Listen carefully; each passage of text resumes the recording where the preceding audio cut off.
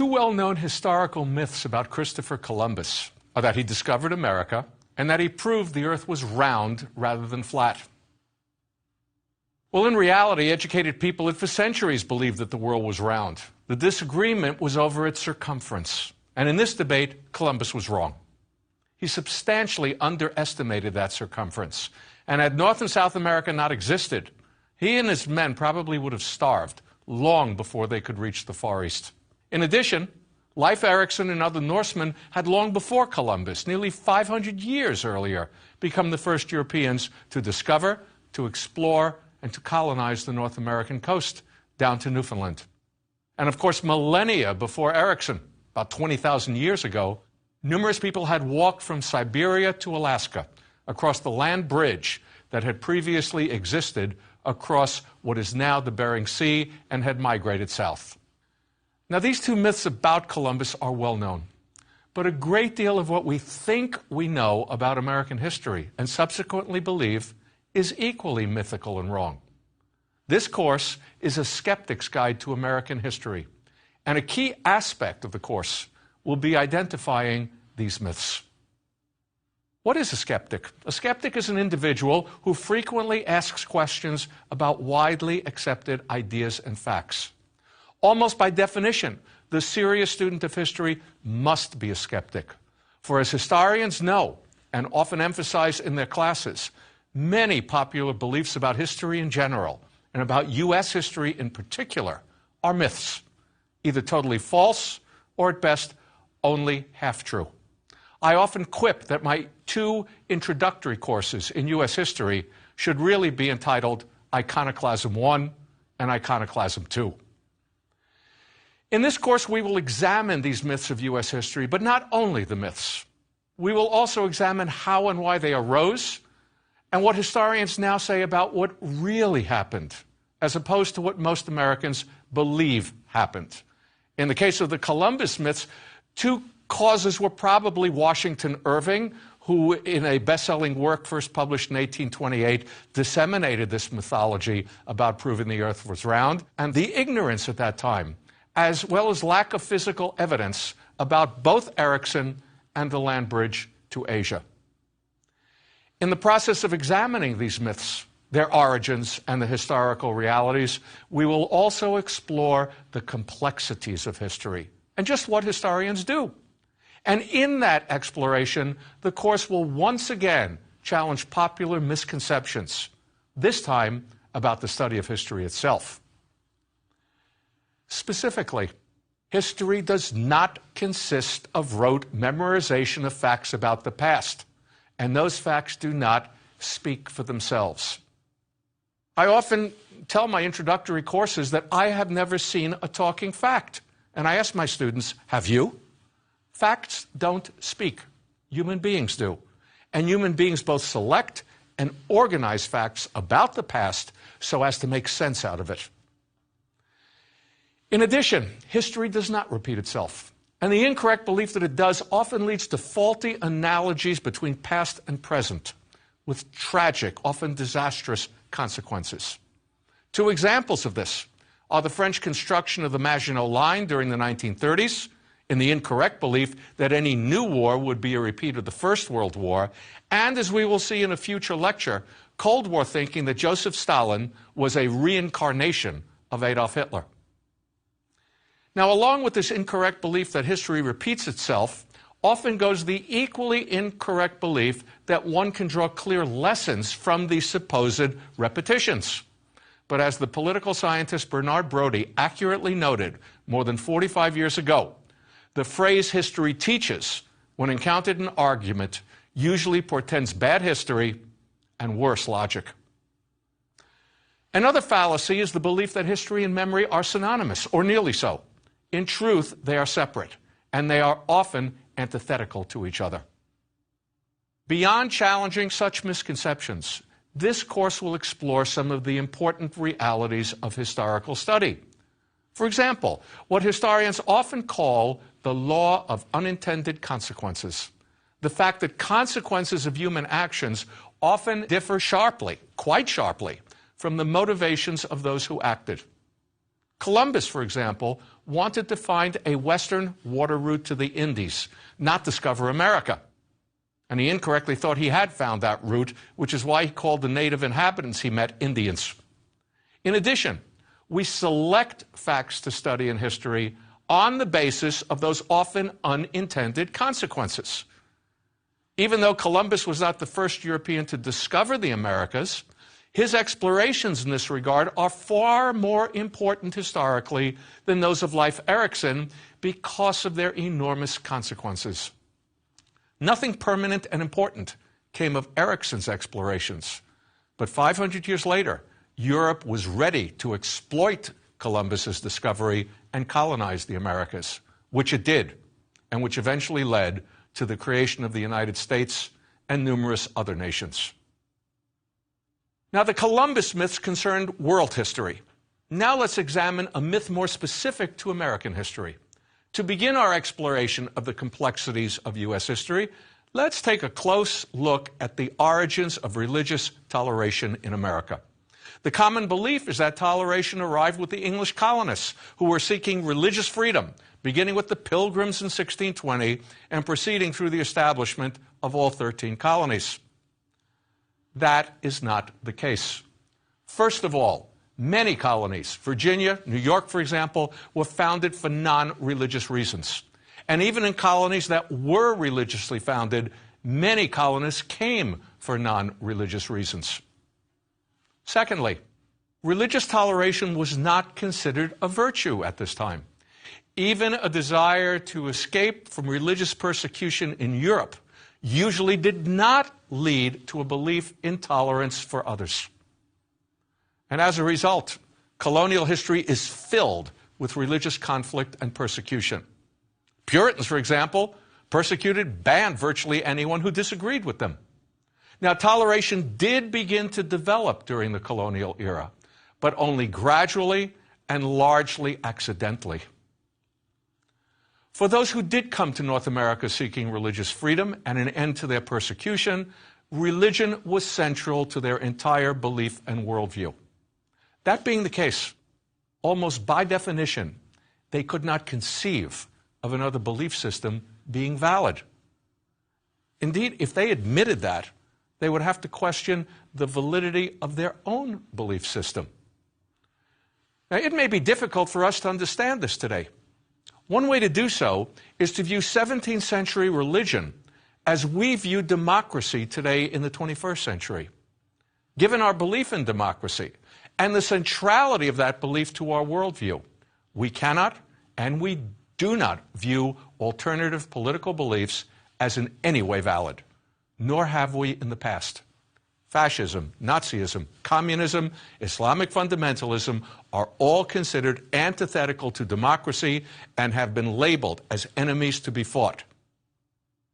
Similarly, 17th century religious believers viewed alternative religious views as enemies to be fought, or to be escaped if they were too powerful to be fought. And religious conflicts and wars had thus racked Europe throughout much of its history. Christian against Muslim, Protestant against Catholic, Protestant against Protestant. The dissenters who came to the New World to escape persecution did not come to tolerate others who were also escaping persecution. Indeed, the Pilgrims who arrived in Plymouth in 1620 were by that time escaping not religious persecution in England, but actually toleration in the Netherlands where they had moved. That toleration, they feared, would lead their youth astray. Even more telling was the attitude of the Puritans under John Winthrop, who arrived in Massachusetts Bay a decade later. They banished dissenters from their own Congregationalist denomination, such as Roger Williams and Anne Hutchinson, as well as those from other denominations, and they executed those who violated such banishment. In addition, religious warfare broke out in colonies that did allow other denominations and religions. Maryland, for example, was founded by George Calvert, Lord Baltimore, as a haven for persecuted Catholics. But it soon had a Protestant majority and a virtual civil war between the two. Well, how then and why did religious toleration develop in America? It had numerous sources. Partially, it was established by Puritan dissenters, most notably Roger Williams, who, when he was banished, founded Rhode Island and is known to us for his insistence on separation of church and state, as well as his opposition to forced worship, which he said stinks in the nostrils of God. But in this case, religious toleration came as an almost accidental byproduct of his other concerns. Not well known is the fact that Williams wanted separation of church and state in hopes of maintaining the purity of the church against the corrupt state, not vice versa. The state as a human institution was corrupt by definition. Williams wanted to maintain the purity of the Puritan church by totally separating from the state. He also wanted to maintain that purity, as had the Pilgrims previously, by separating from the corrupted Church of England. Puritans in Massachusetts Bay, on the other hand, wanted to reform that corrupted Anglican church via the example of their model Christian community in Massachusetts Bay. And Williams' insistence on total separation from the Church of England was one of the key factors that led to his banishment from Massachusetts Bay and founding of Rhode Island. Equally unknown is the fact that in his continuing efforts to create a pure church and retain his own purity, Williams' separatism accelerated in Rhode Island until he could not conscientiously have communion with anyone except his wife, at which point he did realize the error of his ways and admitted sinners into his church and all denominations into his colony.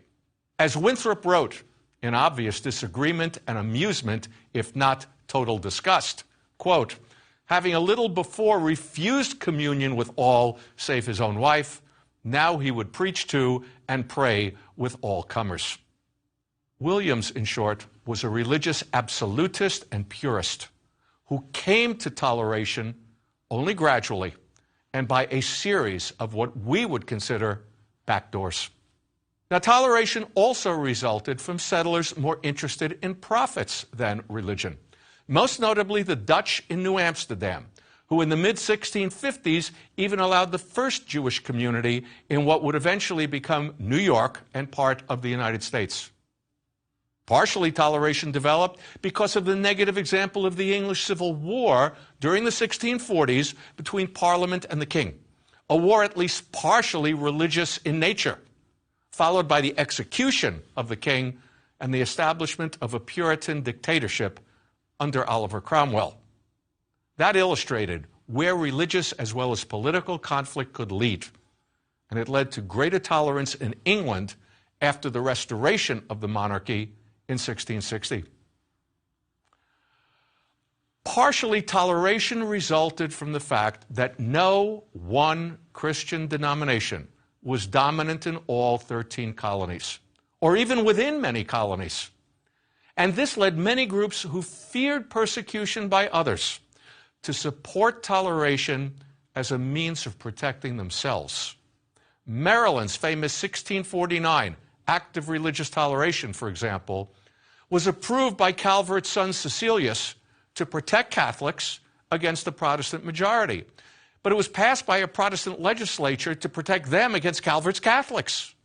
Furthermore, it applied only to Trinitarian Christians and actually sentenced to death anyone who denied the divinity of Jesus Christ. In addition to all these reasons, toleration was also the result of a new and more tolerant denomination that founded a new colony in the 1680s, William Penn's Quakers in Pennsylvania. Nevertheless, religious conflicts continued to divide the colonists and led to serious conflicts throughout colonial history.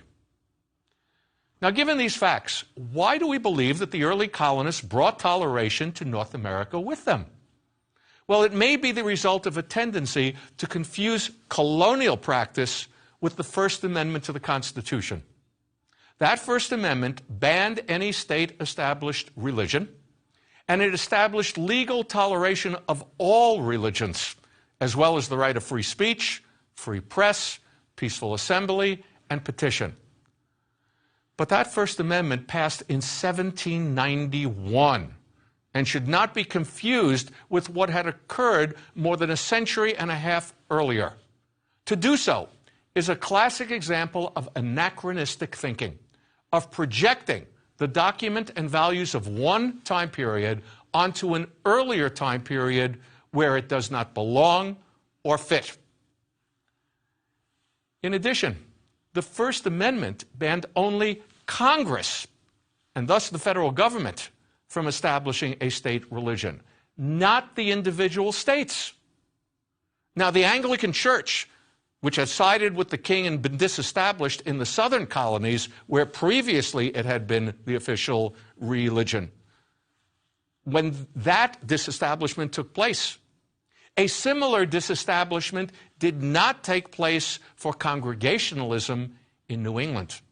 Congregationalism remained the established religion in Vermont, New Hampshire, Connecticut, and Massachusetts until the first few decades of the 19th century. Indeed, Massachusetts did not disestablish Congregationalism until 1833. And only with the 14th Amendment to the Constitution in 1868 and 20th century Supreme Court rulings was state-established religion completely prohibited. Even more anachronistic and incorrect than this projection of events from 1791 to 1833 onto the 1600s is a tendency to project our contemporary values onto the past in the process of attempting to discover the roots of those values. The praise of Roger Williams today serves as a classic example in this regard. He did indeed call for tolerance and for the separation of church and state, but in the interests of protecting what he considered his true and pure church from the corruption of the state, not vice versa. Furthermore, the passage of the First Amendment to the Constitution as part of the Bill of Rights in 1791 and the later disestablishment of Congregationalism in New England by no means established or resulted in religious tolerance as we understand that word today.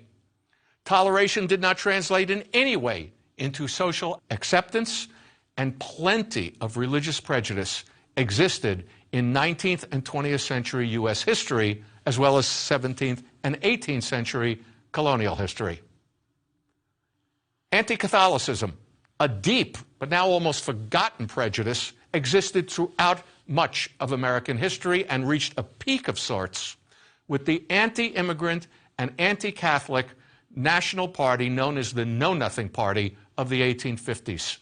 That party fused religious intolerance with racial intolerance, and it almost eclipsed the newly founded Republican Party as the successor to the Whigs, as the second major political party in the country. This anti-Catholicism also reemerged in the 20th century with the rise of a new Ku Klux Klan, which during that time period expanded its messages of hate from race to religion, in the North as well as the South. Anti-Catholicism also appeared in the defeat of Catholic Al Smith in the presidential election of 1928. No Catholic would be elected or even nominated again for the presidency until 1960. Interestingly, the 1920s also witnessed a major wave of anti-Semitism, one fanned and illustrated by the following quote from the 1921-1922 publication, The International Jew, the World's Foremost Problem. The immigration problem is Jewish. The money question is Jewish. The tie-up of world politics is Jewish. The terms of the peace treaty that had ended World War I are Jewish. The diplomacy of the world is Jewish. The moral question in movies and theaters is Jewish. The mystery of the illicit liquor business is Jewish.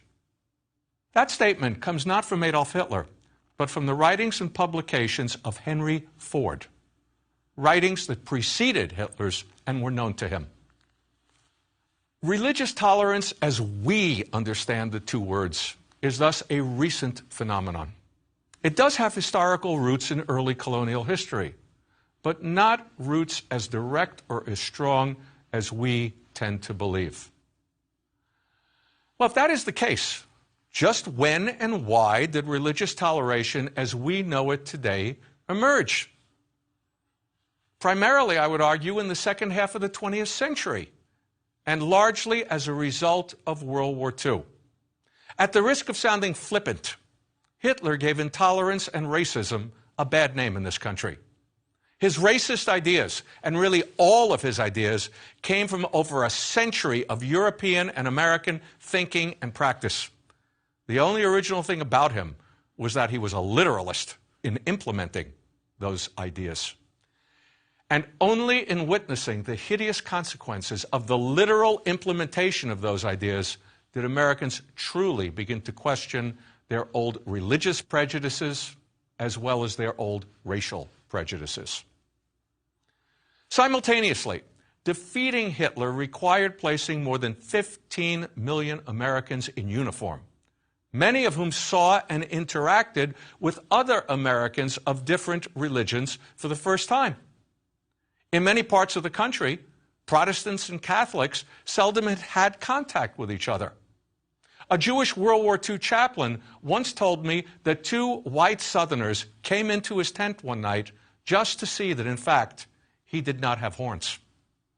World War II Army chaplains were taught to deliver death rites of all religions practiced by Americans. And no one was asking questions about what religion the chaplain himself belonged to in such battlefield situations. Now, the impact of all of this on many, if not most Americans, was profound and nearly immediate. Major League Baseball was integrated in 1947, only 2 years after the war ended, and by a black serviceman, Jackie Robinson, at that. Gentleman's Agreement, a film about anti-Semitism in the United States, won the Oscar for Best Film in the same year. Harry Truman, a president from a southern border state, Missouri, who often uttered racist and anti-Semitic comments, in 1948 ordered the integration of the armed forces and also overruled his own State Department in order to support the establishment and then the diplomatic recognition of the State of Israel. The Supreme Court, less than a decade after the war's end, in 1954, reversed a previous ruling in order to declare segregation unconstitutional and to order integration of Southern schools, quote, with all deliberate speed. And the push for integration was spearheaded by black veterans who, during the war, had talked about the double V: victory over the Axis powers and victory over racism at home. Equally telling is the fact that only 15 years after the war ended, the country elected its first Catholic president, who also happened to be a war veteran. Religious and racial tolerance, as Americans understand it now, is thus a relatively recent phenomenon. It clearly had some roots in the colonial period, but the links to that distant past are neither as strong nor as direct as we believe. Recent history was just as, if not more, important in its development. Now, what we've said so far exemplifies the broader approach that will be taken throughout this course to the study of history. Specifically, a skeptical approach involves paying attention to the law of unintended consequences, the fact that consequences of human actions often differ quite sharply from the motivations of those who acted. Roger Williams' call for separation of church and state in order to maintain the purity of the church offers a classic example in this regard.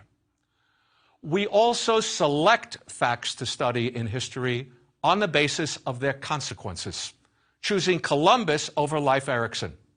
In addition, historical myths, such as those about Columbus, as well as those about religious toleration, often develop because of anachronistic thinking. That is, distorting the past by dealing with events and ideas out of their proper chronological order and context.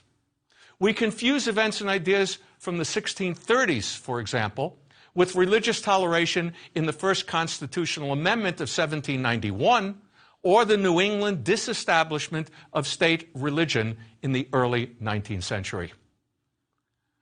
Anachronistic thinking often takes the form of projecting our contemporary values onto the past, such as projecting our present definition and practice of religious toleration on those of the 17th, 18th, and 19th, as well as early 20th centuries. Now that said, events 100, 200, even 300 years old do continue to influence our lives and thoughts today. The very fact that we consider Roger Williams important and study him, for example, reflects our contemporary values and illustrates his influence on us today. In addition, people and parts of history, such as Leif Erikson, get lost quite frequently and are also quite frequently later rediscovered. We further see how key words change meaning and significance over time. Religious toleration once meant simply not killing each other, or perhaps minimal toleration for living in the same colony. Nothing else. Toleration tends to have a much broader meaning today than it did in previous centuries. And finally, we see that history and memory are not the same. Our memory and our ensuing commemoration of the origins of religious tolerance, for example, differ quite dramatically from the historical reality that we have just analyzed. Consider in this regard how we remember Thanksgiving, which we credit to the Pilgrims in 1621. Well, that holiday actually had its origins in a traditional English harvest celebration. Given that fact, it conceivably might have first been celebrated in the future United States not by the Pilgrims at Plymouth, but in the colony of Virginia that had been founded 14 years before the Pilgrims arrived. Canadians sometimes claim an even earlier instance of Thanksgiving in the New World, dating from a 1578 expedition led by Martin Frobisher. And Thanksgiving did not become a national holiday in this country until 1863. That is nearly 250 years after the Pilgrims' first Thanksgiving. And it was not set at the fourth Thursday of November, rather than the third, as some wanted, or the fifth, as others wanted, until 1941. In short, what we commemorate and remember can thus be very different from historical reality. And of course, what we've discussed in this lecture are not the only myths about American history in the 17th century and the 18th century. Let's move on to myths about the American Revolution and War for Independence.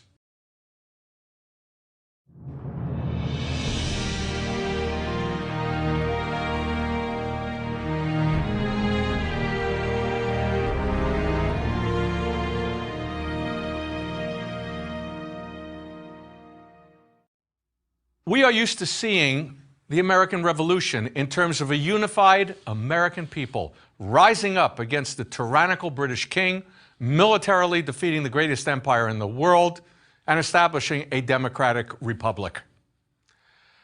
Now, as with all myths in history, this one contains an element, indeed much more than an element, of truth. But it also distorts the past by ignoring some very inconvenient facts. As we will see, the English colonists did not view themselves as Americans or as undertaking a revolution prior to 1776. Indeed, they considered themselves and asserted again and again that they were loyal British subjects, merely defending their rights as Englishmen. In addition, their struggle was primarily with the British Parliament, not the British King. And in all likelihood, a majority of them never supported independence from England, even after 1776. Indeed, in most colonies, a civil war took place between those who did and those who did not. Furthermore, the English colonists did not, indeed they militarily could not defeat the British Empire by themselves once hostilities began. They succeeded only because of aid from other countries, most notably the previously hated and feared absolute monarchy of France, which was anything but liberty-loving at this time. And as we will see in the next lecture, they never intended to establish a democracy either. Yet they did wind up creating a revolution, almost despite themselves, as well as a unique American identity and ideology. How and why that happened are the subjects of this lecture. Now, a key to understanding the very non-revolutionary origins of this American Revolution lies in the perceptions that Americans held in 1763, perceptions far different from those they would hold just a few years later. For a start, they did not see themselves as Americans. In 1763, they saw themselves as proud members of a triumphant and liberty-loving British Empire that had just completed a stunning victory in the 7 Years' or French and Indian War. That war had eliminated the powerful and dangerous French from the North American continent. Quebec had become a British colony. Louisiana had gone to a weak Spain. Now, unlike the French or Spanish empires, the British Empire was not a monarchical tyranny. To the contrary, Parliament had asserted its supremacy over the monarchy in the so-called Glorious Revolution of 1688, during which it threw out King James II and invited William and Mary of Orange to assume the throne instead. This revolution had been justified by John Locke and others via the social contract theory of government, whereby government existed via consent of the governed to protect certain natural rights, which Locke listed as life, liberty, and property. And a government that did not protect them can and should be overthrown. The colonists were proud to be part of this liberty-loving British Empire. Indeed, American was a term with little, if any, meaning for them. They saw themselves as English and as members of their specific colony, e.g. Virginians, with their colonial assemblies as mini-parliaments, some of which had participated in the Glorious Revolution by overthrowing tyrannical royal governors.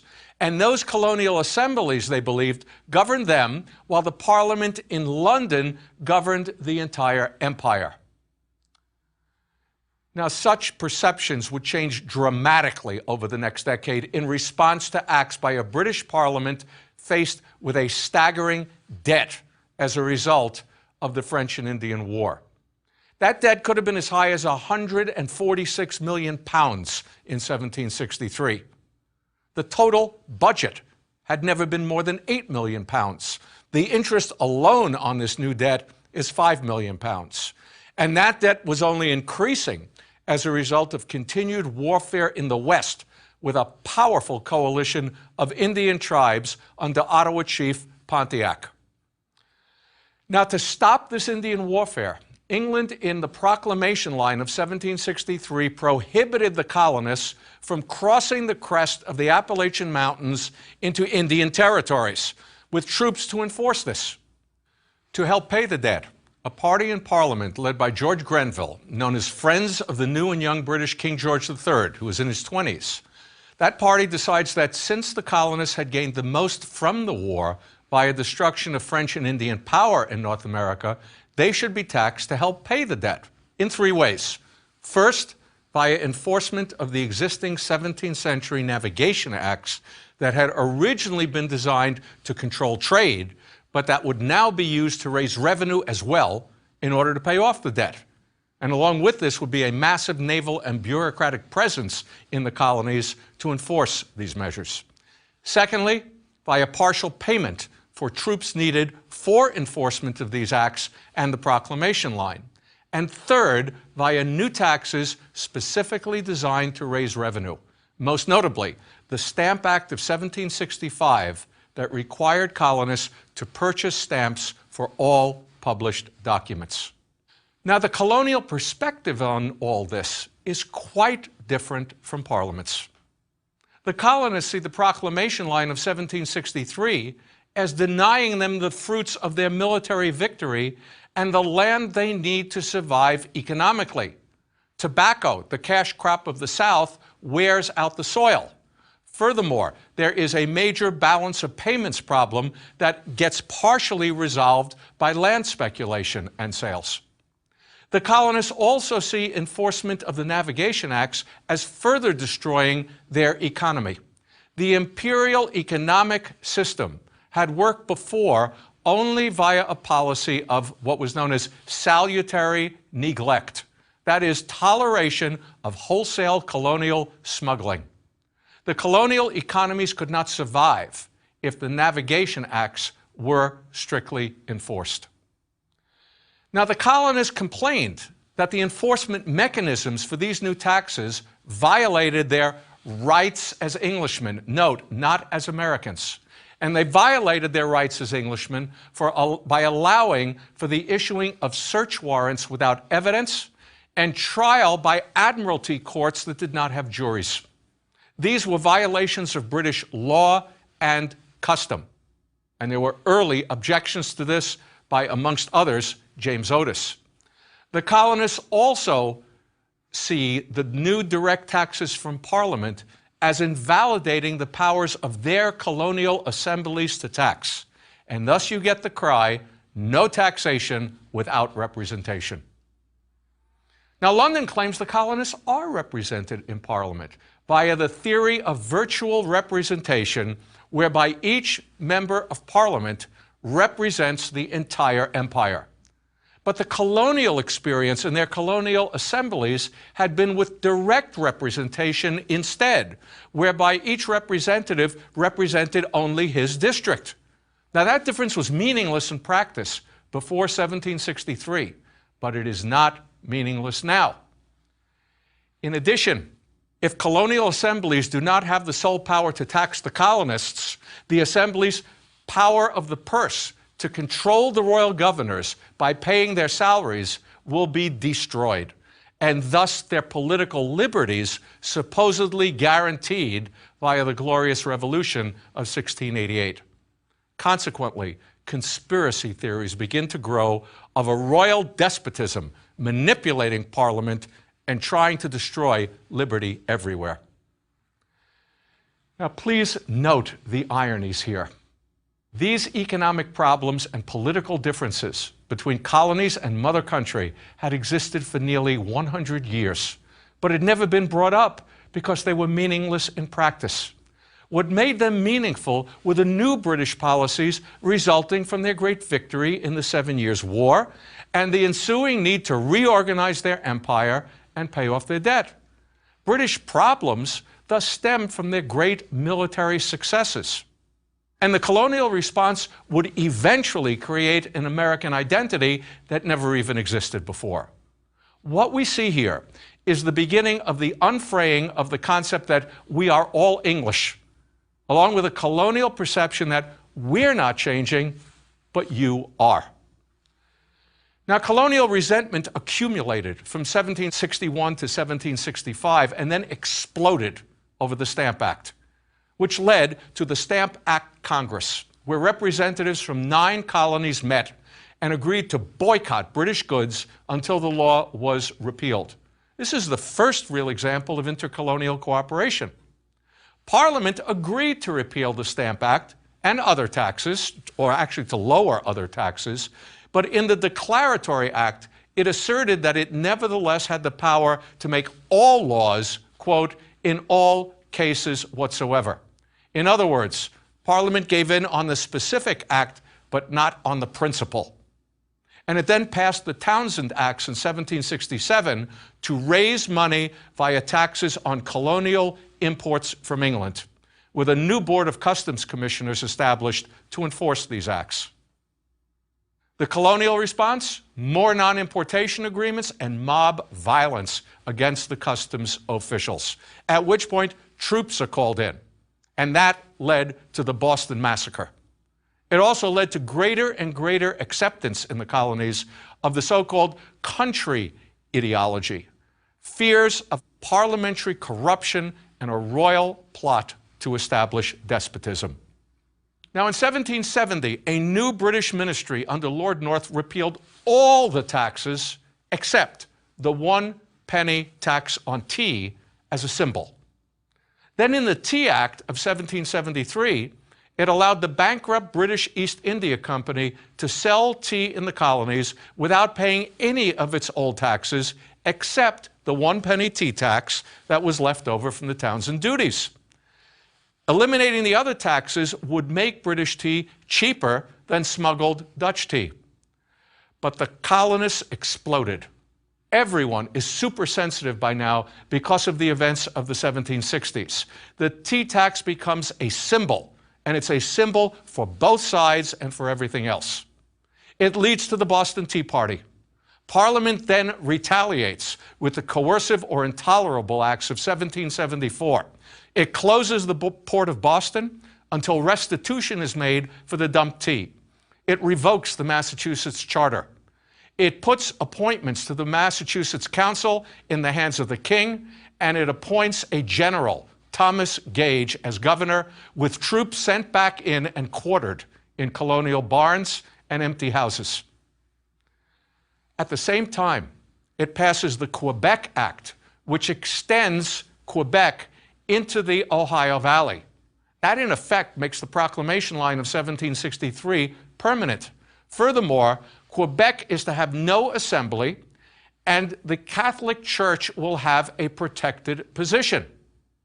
All of this provides further evidence for the conspiracy theories and leads to more intercolonial activity.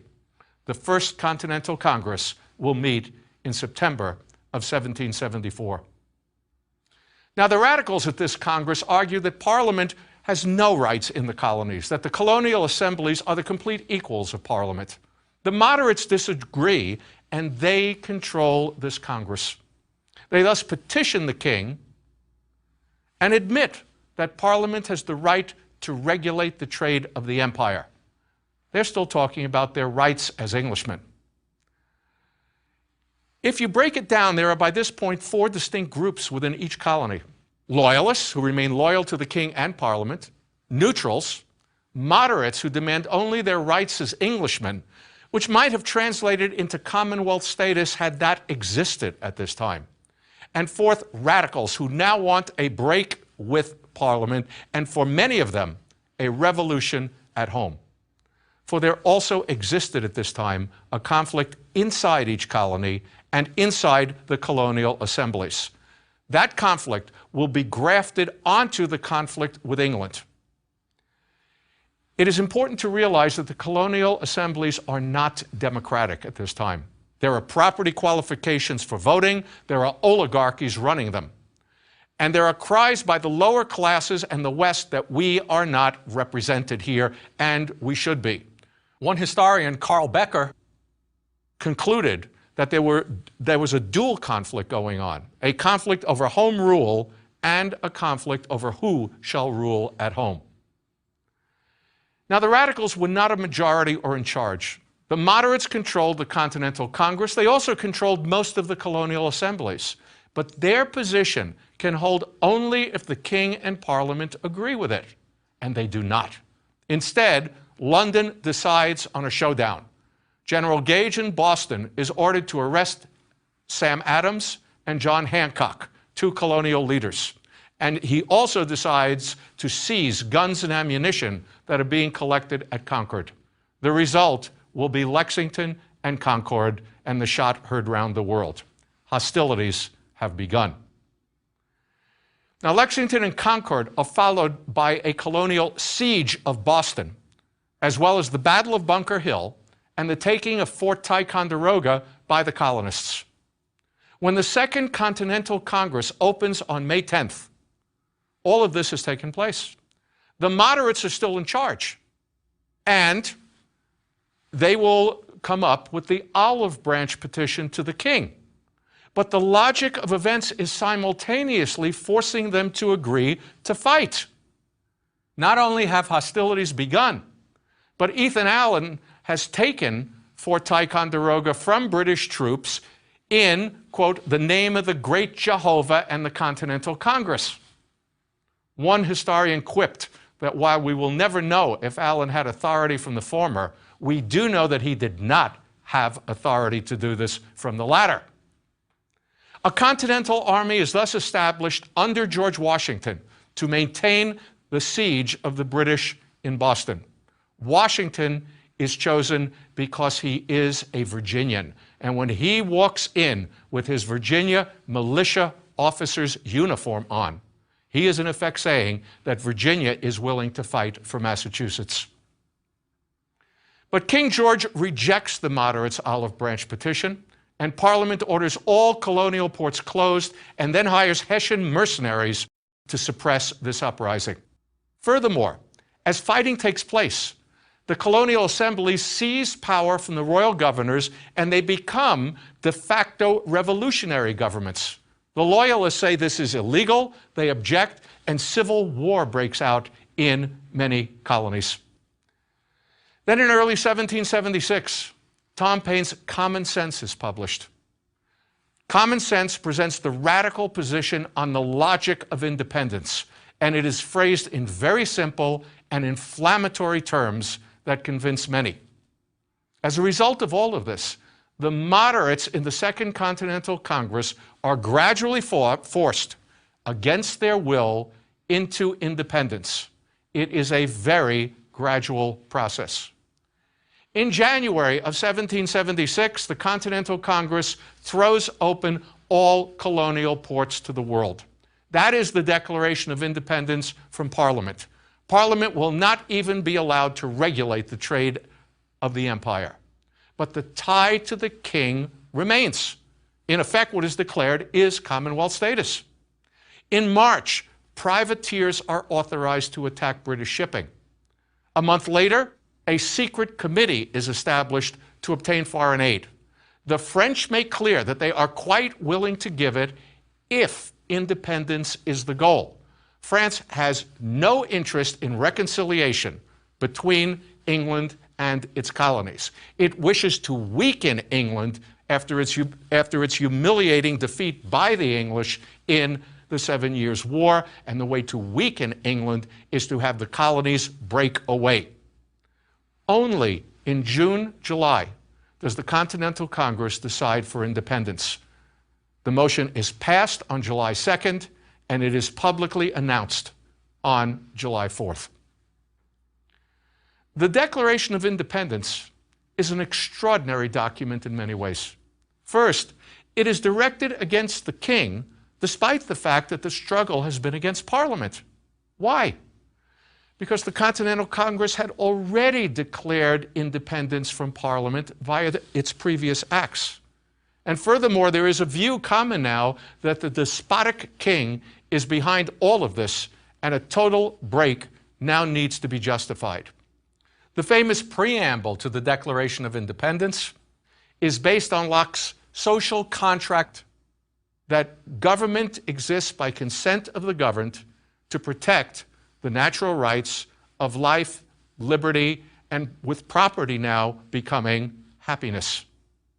We hold these truths to be self-evident, that all men are created equal, that they are endowed by their Creator with certain unalienable rights, that among these are life, liberty, and the pursuit of happiness, that to secure these rights, governments are instituted among men, deriving their just powers from the consent of the governed, that whenever any form of government becomes destructive of these ends, it is the right of the people to alter or to abolish it. But that's just the preamble. 3/4 of the document is a bill of indictment against the king to justify this revolt and independence on the grounds that the king has broken the social contract. In effect, Thomas Jefferson uses British theories regarding liberty and the social contract from John Locke and the Glorious Revolution of 1688, a contract he claims has been subverted and broken in England by a despotic king and his corrupt parliament. In that sense, the Revolution and the Declaration of Independence are not very revolutionary at all. The entire movement has been and remains an attempt to maintain traditional British rights against new and tyrannical British policies, with revolt as a last resort. But in revolting, the colonists implicitly and explicitly expand and change the very definition of liberty and of themselves. How? With the perceived failure of the British constitutional monarchy to protect liberty, the colonists turn to an alternative form of representative government as personified in their elected legislatures, a form of government which they and we called republicanism, rather than any inherited constitutional monarchy. And these legislators are to be the guarantors of liberty. You have here a new radical ideology. And with the overthrow of the authority of the king and his governors, as well as his parliament, you in effect say that the traditional rights of Englishmen now exist only in the former colonies. And they thus become, in Tom Paine's words, the rights of man. This new nation is to be the haven of liberty, and the source from which liberty will eventually spread throughout the entire world. Now, in the process of reaching this conclusion, the people in what had been 13 very separate British colonies come to see themselves for the first time as Americans. But again, not all the people, or even a majority. John Adams figured that 1/3 of the people supported the revolution, 1/3 opposed it, and 1/3 were neutral. Furthermore, those who do support the revolution see themselves first as citizens of their state. The revolution did not end there. This revolt had begun as a questioning of parliamentary authority and royal authority. But once you begin to question any authority as antithetical and threatening to liberty instead of defending it, where does the process end? Are your own assemblies truly representative? If not, how can they possibly defend and promote liberty? Indeed, if you reject Parliament's concept of virtual representation, then how can you deny representation to Westerners and the lower classes within each new state? Going further, how can you continue to hold slaves? And if they are not to be slaves, how can you deny them representation, or women for that matter? An ideological chain reaction thus begins, one that continues throughout American history and right down to this very day. The question of home rule leads logically to the question of who should rule at home, and the answer, admittedly over a long period of time, will inexorably lead to government that is more representative and more democratic. Ensuing American history can thus be seen as an ongoing, evolving revolution stemming from these very conservative beginnings. Now, declaring independence and achieving it are two very different things. The colonists will be fighting against the largest and most powerful empire in the world, one that now has decided to mobilize its power to crush this revolt. They will simultaneously be fighting against their own fellow colonists who remain loyal to the king. In the summer of 1776, they experienced the extent of London's power. The British invade New York with 32,000 troops. That's larger than the entire population of New York City. And they defeat Washington's Continental Army again and again and again. Loyalists in New York City welcome the British, who make the city their headquarters for the duration of the war. Washington is able to stave off total defeat and surrender with his end-of-the-year successful raids at Trenton and Princeton. But the only way to force the British to accept American independence is to obtain foreign aid, most notably from Britain's chief enemy, the detested and despotic French monarchy. Now, despite the American ideology of liberty, that monarchy proves willing to provide such aid as a means of weakening its mortal enemy, Britain, once the Americans declare their independence and once they show at Saratoga in 1777 that they can defeat and capture a British army. The result in early 1778 is a formal alliance with France and French armies and navies, as well as money, guns, and ammunition. Military victory over the British was impossible without all of this. Indeed, there were probably more French naval and ground forces at Yorktown, perhaps twice as many, 24,000 compared to 11,000. In addition, the successful blockade at Yorktown depended on a prior engagement between French and British navies just outside Chesapeake Bay, a battle sometimes called the Battle of the Virginia Capes. And it was fought during early September 1781. Here, the French repelled the British with essentially no Americans involved at all. France is not alone. Spain joins the war in 1779 as an ally of France, though not of the United States, and Spain wreaks havoc on the British in Florida. Britain also goes to war with the Netherlands, and in effect with the European League of Armed Neutrals. At the same time, French diplomacy keeps Britain isolated, without allies. Britain is at war with all of Europe. It is also internally divided, and it has been for quite a while, as dissenters such as Edmund Burke and Adam Smith oppose the war. The American revolutionaries thus wind up creating this new nation and cradle of liberty only with the help of these tyrannical European powers and against the wishes of their neighbors who wish to remain loyal to England. The American Revolution and war for independence were thus far less American, as well as far less revolutionary than one would think. Now, where did myths to the contrary come from? Well, for a start, all nations tend to overemphasize their own role versus that of their allies in war. Some French officers, in addition, most notably Lafayette, did fall in love with the United States and its new ideology. In addition, the French Revolution occurred just a few years later, and that perhaps led to a larger myth of aid from the, quote, liberty-loving French. But they were not liberty-loving when they provided that aid. In addition to those two factors, many loyalists left for Canada, and with their departure went their side of the story. There is also a natural tendency to look at the end result of a series of historical events. In this case, the Declaration of Independence and the fact of independence, rather than the very conservative and very English origins of the revolution. We also tend to forget the reluctance with which many Americans came to accept that revolution and the critical role of other European powers in making victory possible. But what remains true is that the Americans did rise up against a tyrannical British Parliament and king in a coalition that ultimately involved all the other major powers of Europe uniting against the greatest empire in the world and making it possible for a group of rebellious colonies to form a new nation. In the next lecture, we'll see what kind of a nation they had in mind.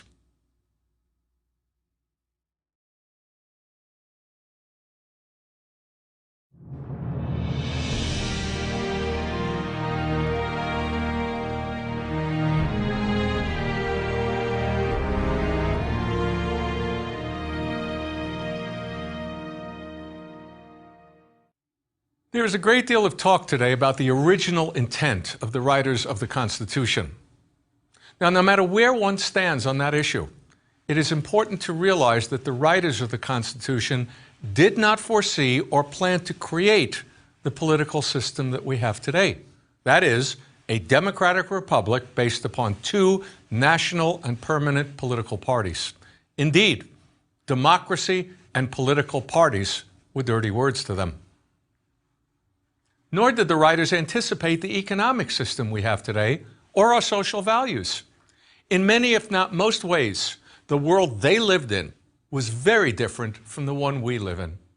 They realized that their world was likely to change. That's one of the reasons they put into the Constitution the amendment process, which in turn is one of the major reasons this document has survived as our frame of government for so long, and despite all the changes in all aspects of American life. Now, to understand the world of the founders, we must first understand who they were, the problems they faced, and why they created this new frame of government. We also need to understand the historical controversies that have swirled around them and exactly what is in the document that they created. The public lack of knowledge of those contents is frightening. A survey conducted during the 1987 bicentennial showed 46% not knowing the original purpose of the Constitution. 26% thought it was to declare independence from England. 59% did not know what the Bill of Rights was. Only 41% correctly identified it as the first 10 amendments. 27% thought it was the preamble to the Constitution.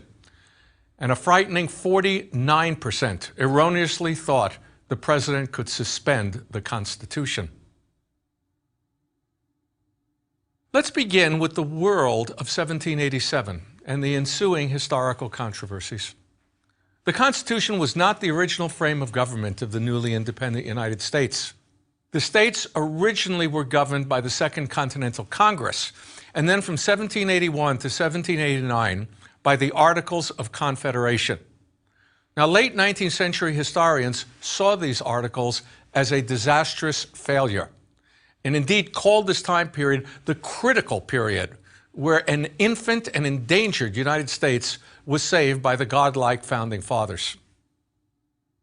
That interpretation was stood on its head in the early 20th century by historians such as Charles Beard, who argued that it was not a critical period, but that its democratic thrust alienated the moderates of the previous decade, the revolutionary decade, who had become reluctant revolutionaries.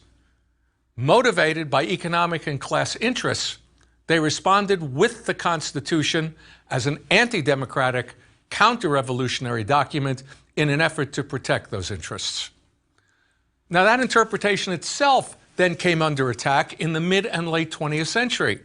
This, as we will see in later lectures, is part of the ongoing process of historical interpretation and reinterpretation.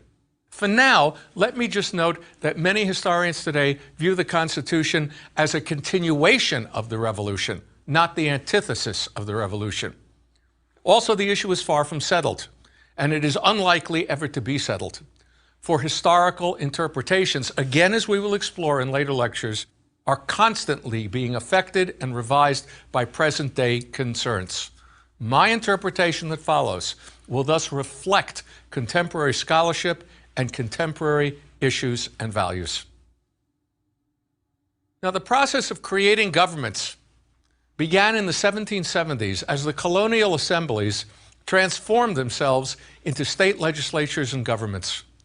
This process would involve a series of major departures from British practice, reflecting colonial experiences.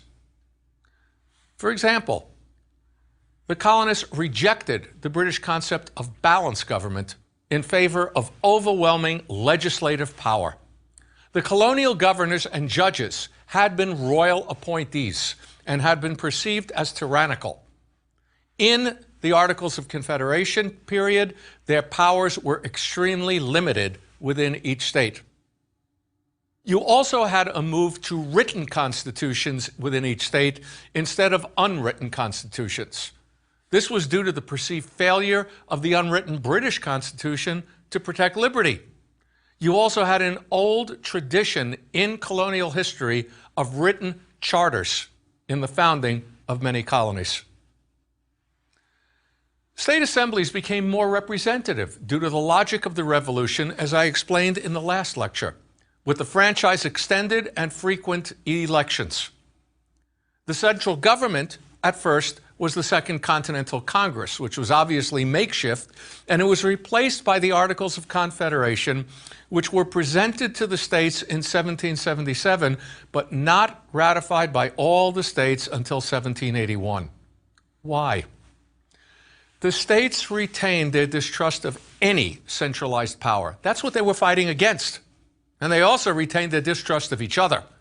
There had been no history of cooperation before the Revolution, and the cooperation that existed during the revolutionary period had been quite limited and broke down once the revolution ended.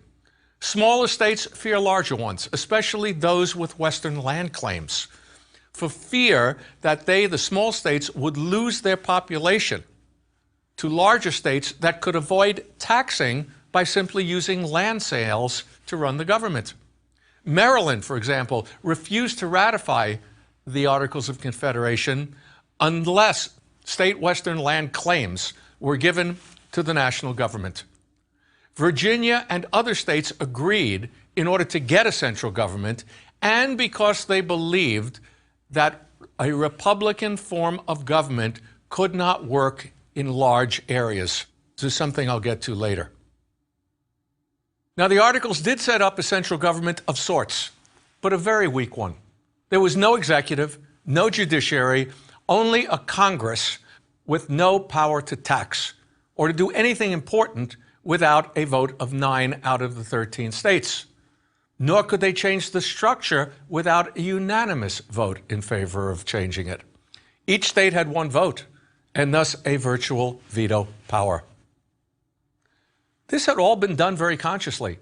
The states saw themselves as independent republics retaining sovereignty and joining into a loose confederation, similar to today's United Nations.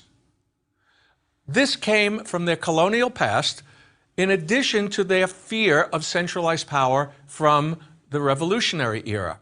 Liberty was now to be guaranteed by decentralization and by state legislatures. Now, despite the inherent weaknesses obvious of this frame of government, much was actually accomplished under the Articles. The winning of independence and the obtaining of a favorable peace treaty in 1783 with a western boundary all the way to the Mississippi River. The establishment of state governments with many social and political reforms. The lowering of property qualifications for voting to extend the franchise. Frequent elections. Separation of church and state. Beginning of the abolition of slavery in northern states. Expansion of education and literacy, and the creation of state bills of rights. You also established the pattern for Western expansion and settlement with the Northwest Ordinances of 1784, 85, and 87. All Western land north of the Ohio River that had been given up by the states to the national government was to be surveyed, divided, and sold in 640-acre lots for $1 per acre. Eventually, there would be self-rule and admission to the Union as anywhere from 3 to 5 new states on an equal basis when the population had reached 60,000. There were also guarantees of freedom of worship, trial by jury, and there was to be no slavery in this entire territory.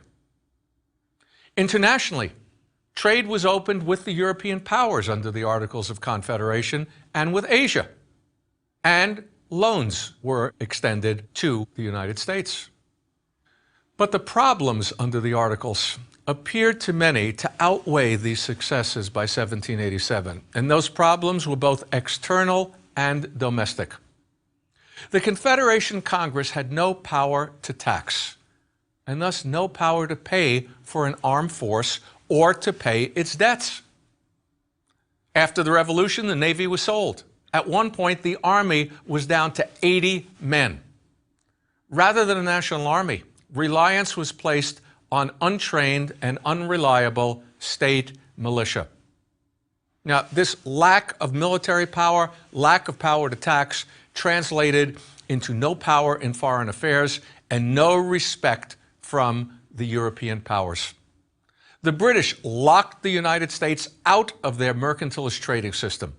They also violated the peace treaty by refusing to leave their posts in the Northwest, and they supported, in fact incited, Indian resistance from those posts to American settlers. Nor was that the end of it. Spain refused to agree to the southern U.S. boundary with Florida and denied the United States the right to navigate the Mississippi River and the right of deposit at New Orleans.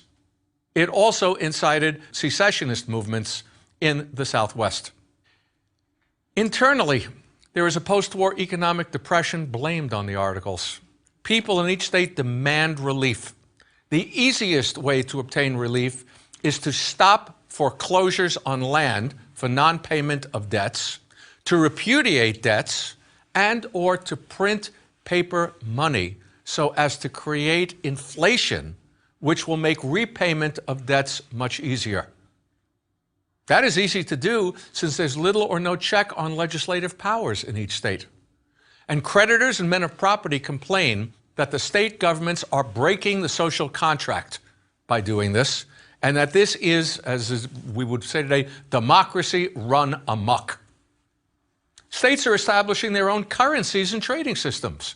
There is a breakdown in interstate relations with the looming danger of states turning to European allies and thus opening the door to European intervention, manipulation, and control.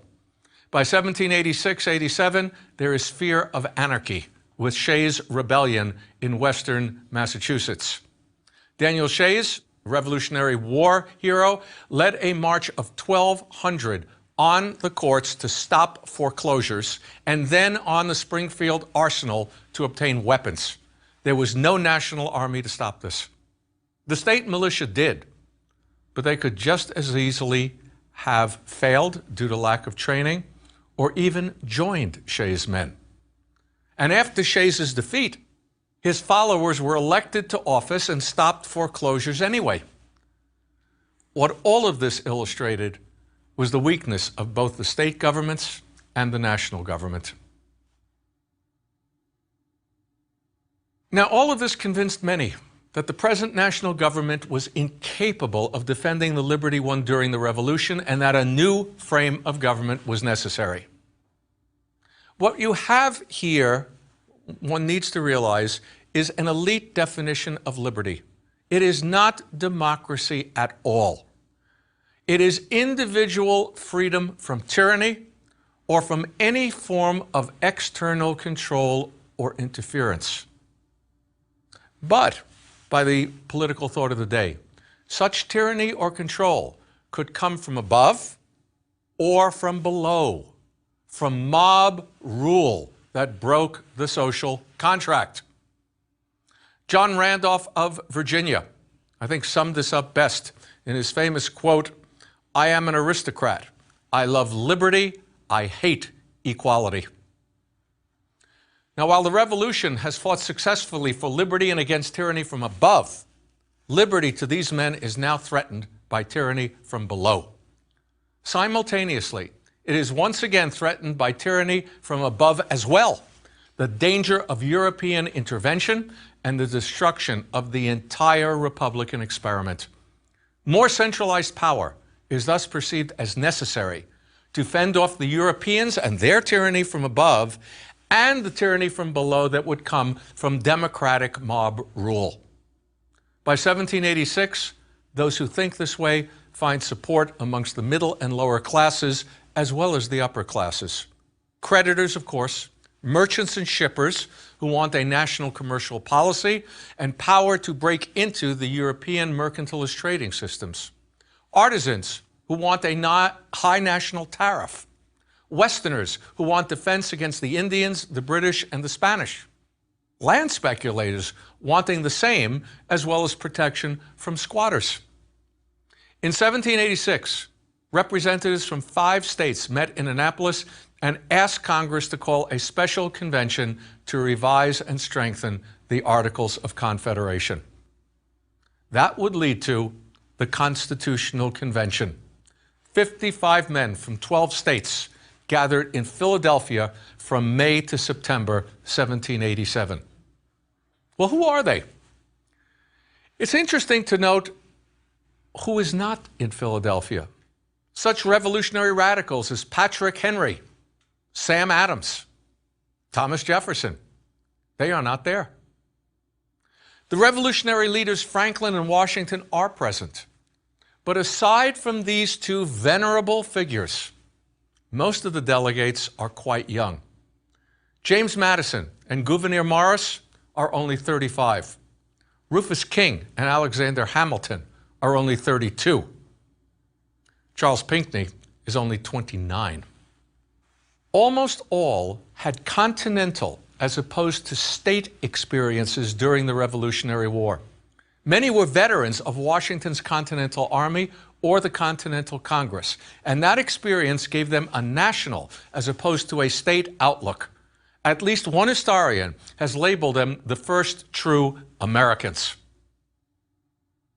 Now, are they conservative or revolutionary? They are simultaneously both. They are conservative as men of property who fear democracy and mob rule as destructive of liberty. They are elitist Republicans, if you will, rather than democratic Republicans. But simultaneously, they are revolutionary in their desire to create something new, a large republic with centralized power that preserves liberty rather than destroying it. One needs to understand that this contradicts established political thought and experience. That established political thought and experience held that republics only worked in small areas and that large, centralized nations were best ruled by absolute monarchs. The founders would turn this on its head. And what you get here, one might argue, is a concept of creating an empire of liberty.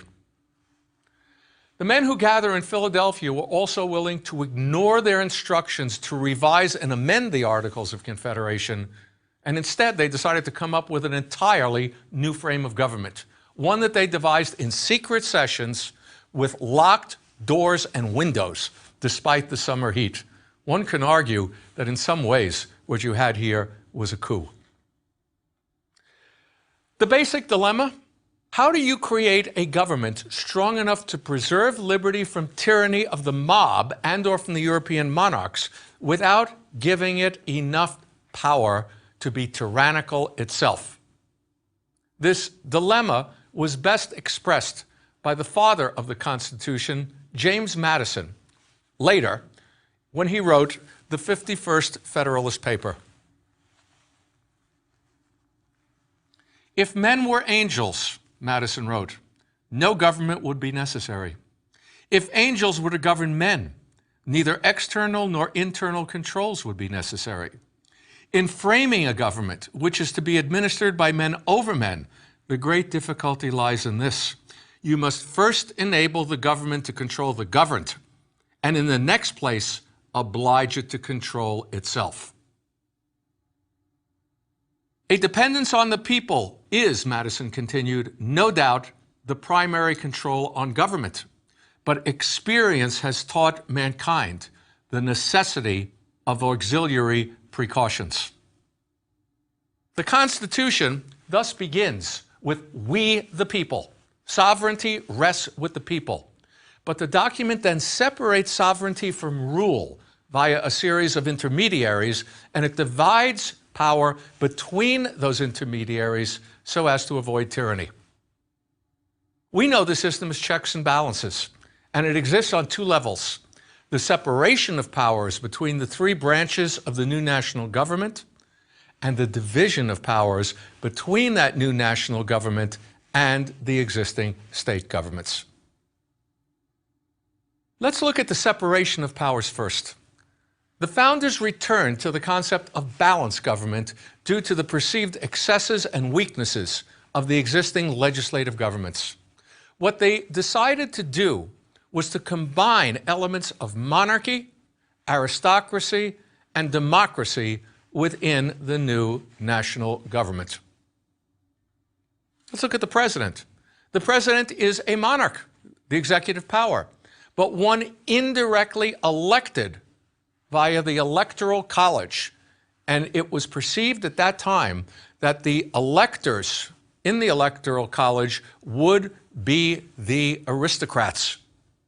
Furthermore, the president's term is limited to 4 years, and the powers of the presidency are limited to those enumerated in Article 2 of the Constitution. The Senate is an aristocratic branch of government. It is not directly elected by the people, not in the original Constitution. You needed a constitutional amendment to change that. It is done via the state legislatures. One might argue that the people elect senators indirectly. They vote for their betters in the state legislatures, and the state legislatures determine who will be the senators. The term is lengthy, 6 years, with the powers listed in Article 1 of the Constitution. The national judiciary is also aristocratic. The Democratic branch is to be the House of Representatives, with short terms, frequent elections, but still you have property qualifications for voting. The theory at the time was that you had to have a stake in society in order to be able to vote. Each branch had the power to check the other branches. For example, the president is the commander-in-chief, but Congress appropriates funds for the armed forces and declares war. The president makes judicial and diplomatic appointments and negotiates treaties, but with the, quote, advice and consent of the Senate and appropriations approved by both houses. Congress makes the laws, but the president can veto them, and the Congress can override the veto with a 2/3 vote. So much for the separation of powers. What about the division of powers? The new national government has enormous power, but does not have a monopoly on power. It is to be shared with the existing state governments, and that is explicitly reaffirmed in the 10th Amendment, which states that all powers not delegated to the new national government or prohibited by it to the states are reserved to the states, so that the states can be capable of checking the national government, as the national government can be capable of checking the excesses of the state. Some powers are very clearly shared. State militia are controlled by the state governments unless called into service by the president, to active service for the national government by the president. The document sets up a very large republic. As I pointed out before, in theory, by political theory of the day, it cannot survive. Madison, in the 10th Federalist paper, turns this established political theory on its head. He claims that a republic in a large area has a better chance of preserving liberty than a republic in a small area. And in the process, he explains the logic behind the entire system. Madison defines factions as the key problem, and factions as a minority or a majority willing to ride roughshod over the rights of others to ensure its own interests. In democracies, a majority faction can easily gain control and destroy liberty. Now, Madison insists that such factions cannot be abolished without abolishing liberty. They are inherent in human nature. The key is to control them, and that is to be done via checks and balances. Madison then argues that a large republic can do this better than small republics because the greater the population and area, the more factions will exist, and thus the less chance of one faction dominating over the others. As Madison noted in this regard, a major difference between a republic and a democracy was the greater number of citizens and the extent of territory that could exist under a Republican government.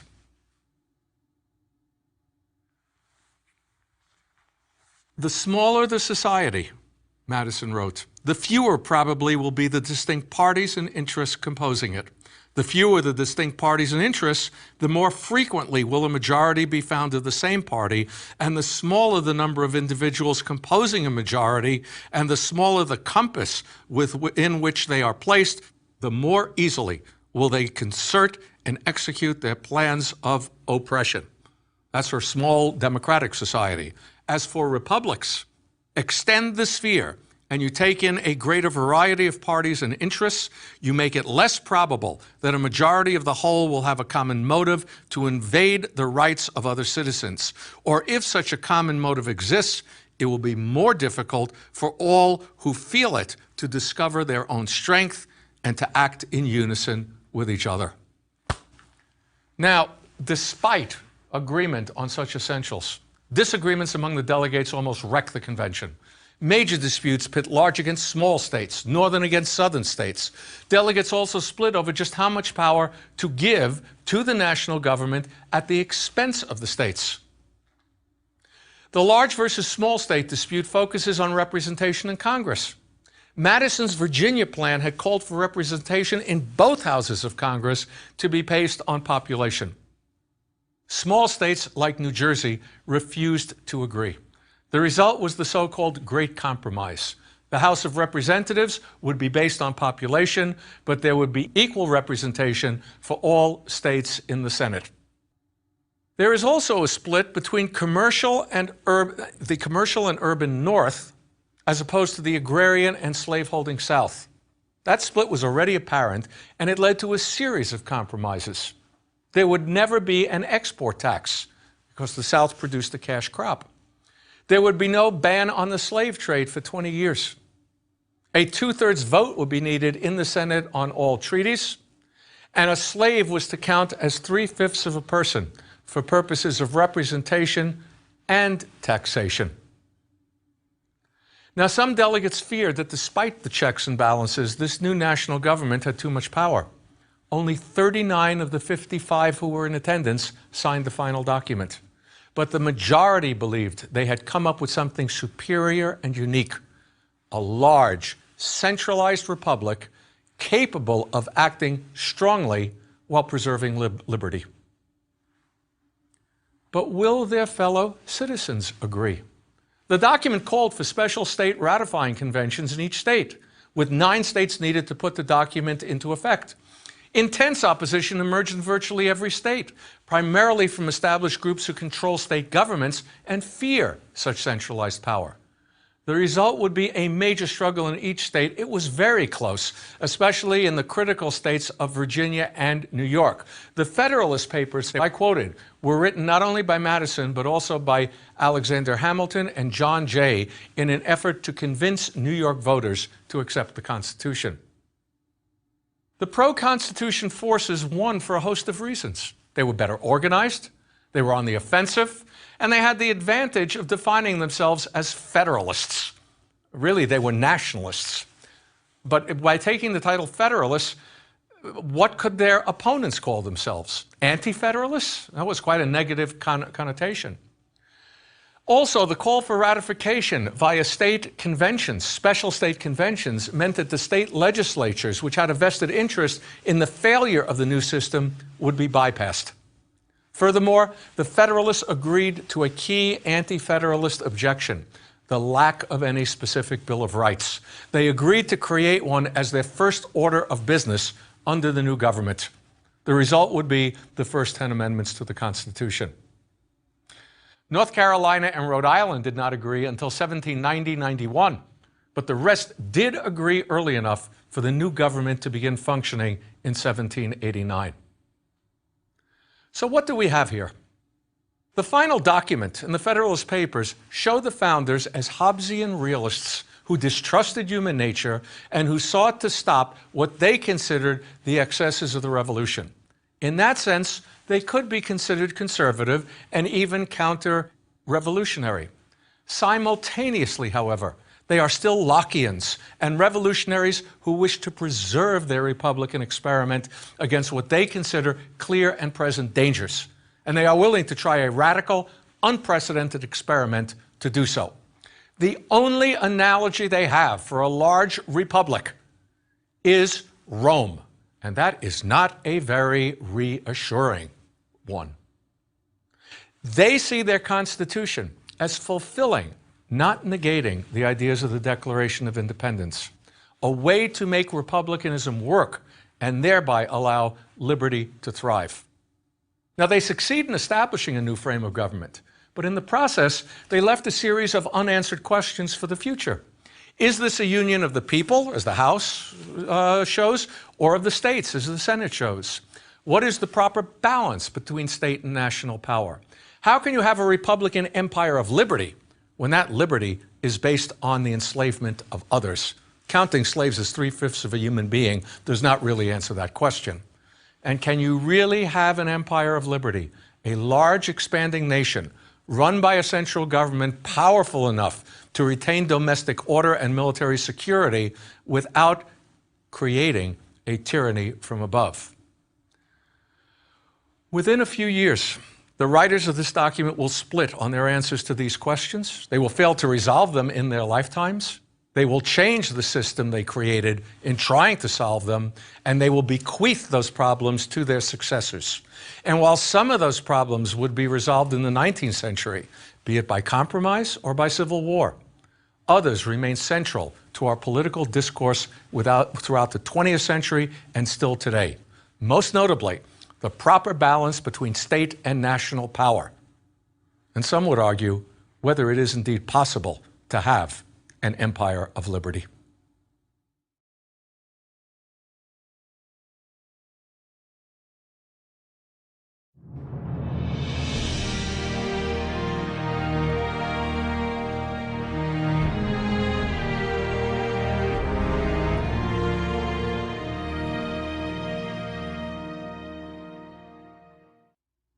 George Washington is known, of course, as the father of our country.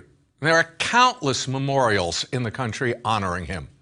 To cite but a few, the name of our capital city, Washington, D.C., the monument within that city with his name, the name of the West Coast state, Washington, numerous counties in other states, and of course, his portrait on the $1 bill. Now, in some ways, we are long past the late 18th and early 19th century hagiography of Washington, a hagiography epitomized by the story of him as a young boy unable to lie about chopping down the cherry tree.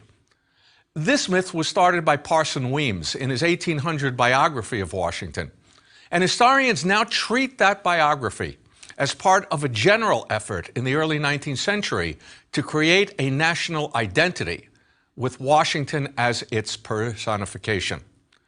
But while the cherry tree myth is well known, we still accept as fact what is at least partially myth about George Washington. We do have deep respect and admiration for him for good reason. He was a great military and political leader, but he was not perceived that way by some of his peers. And many historians agree with some of the criticisms leveled by those peers. During the War for Independence, he was attacked as a military incompetent. And in retrospect, his military record was far from stellar. As president, he failed in his efforts to prevent the formation of national political parties. Indeed, however unwittingly, he became a de facto member of one of those parties, and according to some, an unwitting tool of that party. In this lecture, we will analyze Washington's numerous failures and failings as both a military commander and as a president. But we will also look at his numerous accomplishments, including some that are little known today. In retrospect, those little known ones may be his most important contributions to American history. Let's look first at Washington as a general. He was not a professional soldier. He was a Virginia planter, slave owner, and an aristocrat. He had originally been selected by the Continental Congress to head the new Continental Army, not because of his previous military record, which, as we will see, was far from stellar, but because he was a well-established and respected Virginia figure. Other, notably Charles Lee, Horatio Gates, had more military experience and better military records. Indeed, Washington's very questionable behavior in 1754 had led to what some label a massacre of French soldiers who had been on a diplomatic mission in what is today the western part of Pennsylvania.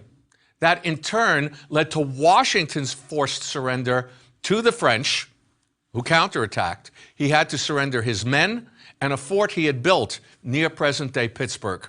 And that, in turn, led to the French and Indian War, the result of all of this.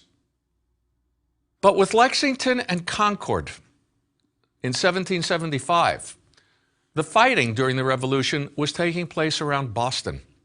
And it was unclear in 1775 if the southern colonies would fight for Massachusetts. Washington, showing up at the Second Continental Congress in his Virginia militia uniform, said that they would. And it's important to note here that Virginia was the most populous and important of the 13 colonies at this time. It included present-day Virginia, West Virginia, and Kentucky. Now, Washington admitted that he did not think himself, quote, equal to the command I am honored with. And he wasn't. He did succeed in maintaining a siege of Boston for the remainder of 1775. And thanks to his orders to Henry Knox and Knox's ensuing extraordinary movement of cannon from Fort Ticonderoga to Boston, that's 300 miles overland during the winter. Because of that, Washington was also able to force a British withdrawal from Boston in March of 1776.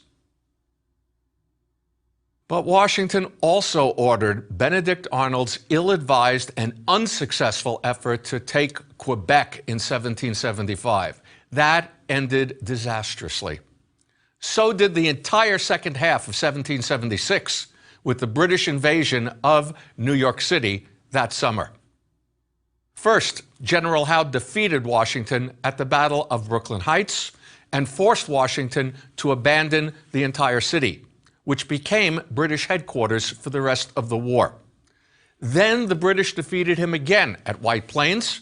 They captured Fort Washington. They forced the abandonment of Fort Lee in New Jersey. And then they chased Washington all the way through New Jersey, all the way across the Delaware River into Pennsylvania.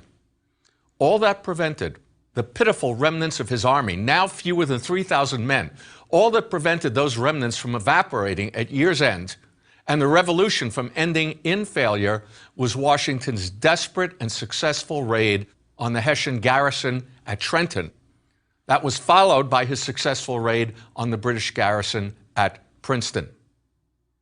But these were just that, raids that precluded his immediate and total defeat and that led many to re-enlist in his army. But they in no way dislodged the British Army from its New York City base or forced the British to accede to the American goal of independence. And in the following year, 1777, the British defeated him again in the battles of Brandywine Creek and Germantown and took the American capital city, Philadelphia.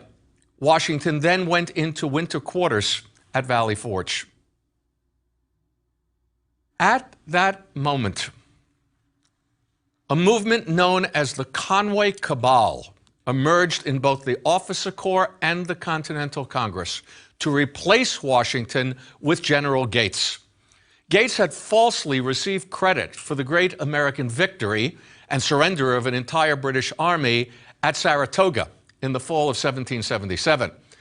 That credit properly belonged to two other officers, Gates's predecessor, Philip Schuyler, and Benedict Arnold, who was, at this point, Washington's best general. The Conway Cabal was squelched, but not the attacks on Washington's competence. Those attacks continued with the military stalemate that ensued in the North, mutinies in his army in early 1780, Benedict Arnold's treason, and a series of major American defeats in the South. Arnold's treason not only endangered Washington's major defenses at West Point, but it also deprived him of his best general, the real hero, as previously noted, of the critical victory at Saratoga, and the officer who had made possible that victory the previous year by a little-known but vitally important delaying action in the naval battle of Valcour Island on Lake Champlain. Arnold built a fleet at Whitehall, New York, to meet the British on the lake. Now, he lost the battle, but what he wound up doing was delaying a planned British movement down the Champlain Valley, along with a movement from New York City up the Hudson Valley to split the colonies, to split New England off from the rest of the colonies. The movement from Montreal did not begin until 1777. Had Arnold not done what he did at Valcour Island, the British might have been in Albany by the winter of 1776. Starting from that point, it would have been a lot easier to complete the split. Instead, General Burgoyne's army was surrounded in Saratoga, at Saratoga, just north of Albany. In building his ships at Whitehall for this battle, Arnold, thus ironically, became the founder of the U.S. Navy.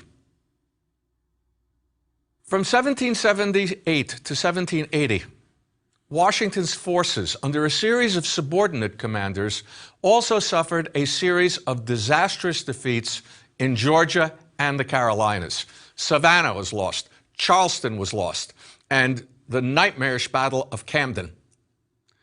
Indeed, with the exception of the 1777 Saratoga victory, in which Washington was not directly involved, in the entire war, he had only one major victory after Trenton and Princeton, but it was a decisive one, Yorktown, where a combined American and French land force, along with the French Navy, trapped and forced the surrender of another entire British army, a second entire British army, this time under General Cornwallis. But Washington did not need a large number of battlefield victories to win the war and achieve independence. As he came to realize, all he had to do was maintain the Continental Army that he had created and avoid its capture or destruction in order to keep the revolution alive until the British tired of the war effort or until they were distracted by other concerns. And that is exactly what happened. By the time of Yorktown, 1781, they found themselves formally at war with France, Spain, and Holland, as well as unofficially at war with the rest of Europe in the form of the League of Armed Neutrals. They were also diplomatically isolated. And at home, the government faced major dissent against the war. London was thus willing, after Yorktown, to make peace and to recognize American independence. But at least as important as the Yorktown victory was Washington's recognition of the appropriate strategy to use and what he did after Yorktown, but before the completion of the formal peace treaty. Yorktown takes place in 1781. The formal peace treaty is not signed and ratified until 1783. And in the interim, he squelched one of the most dangerous and what the historian Richard Cohn has labeled, quote, one of the most bizarre and little understood events in the history of the United States, the Newburgh Conspiracy. What happened here?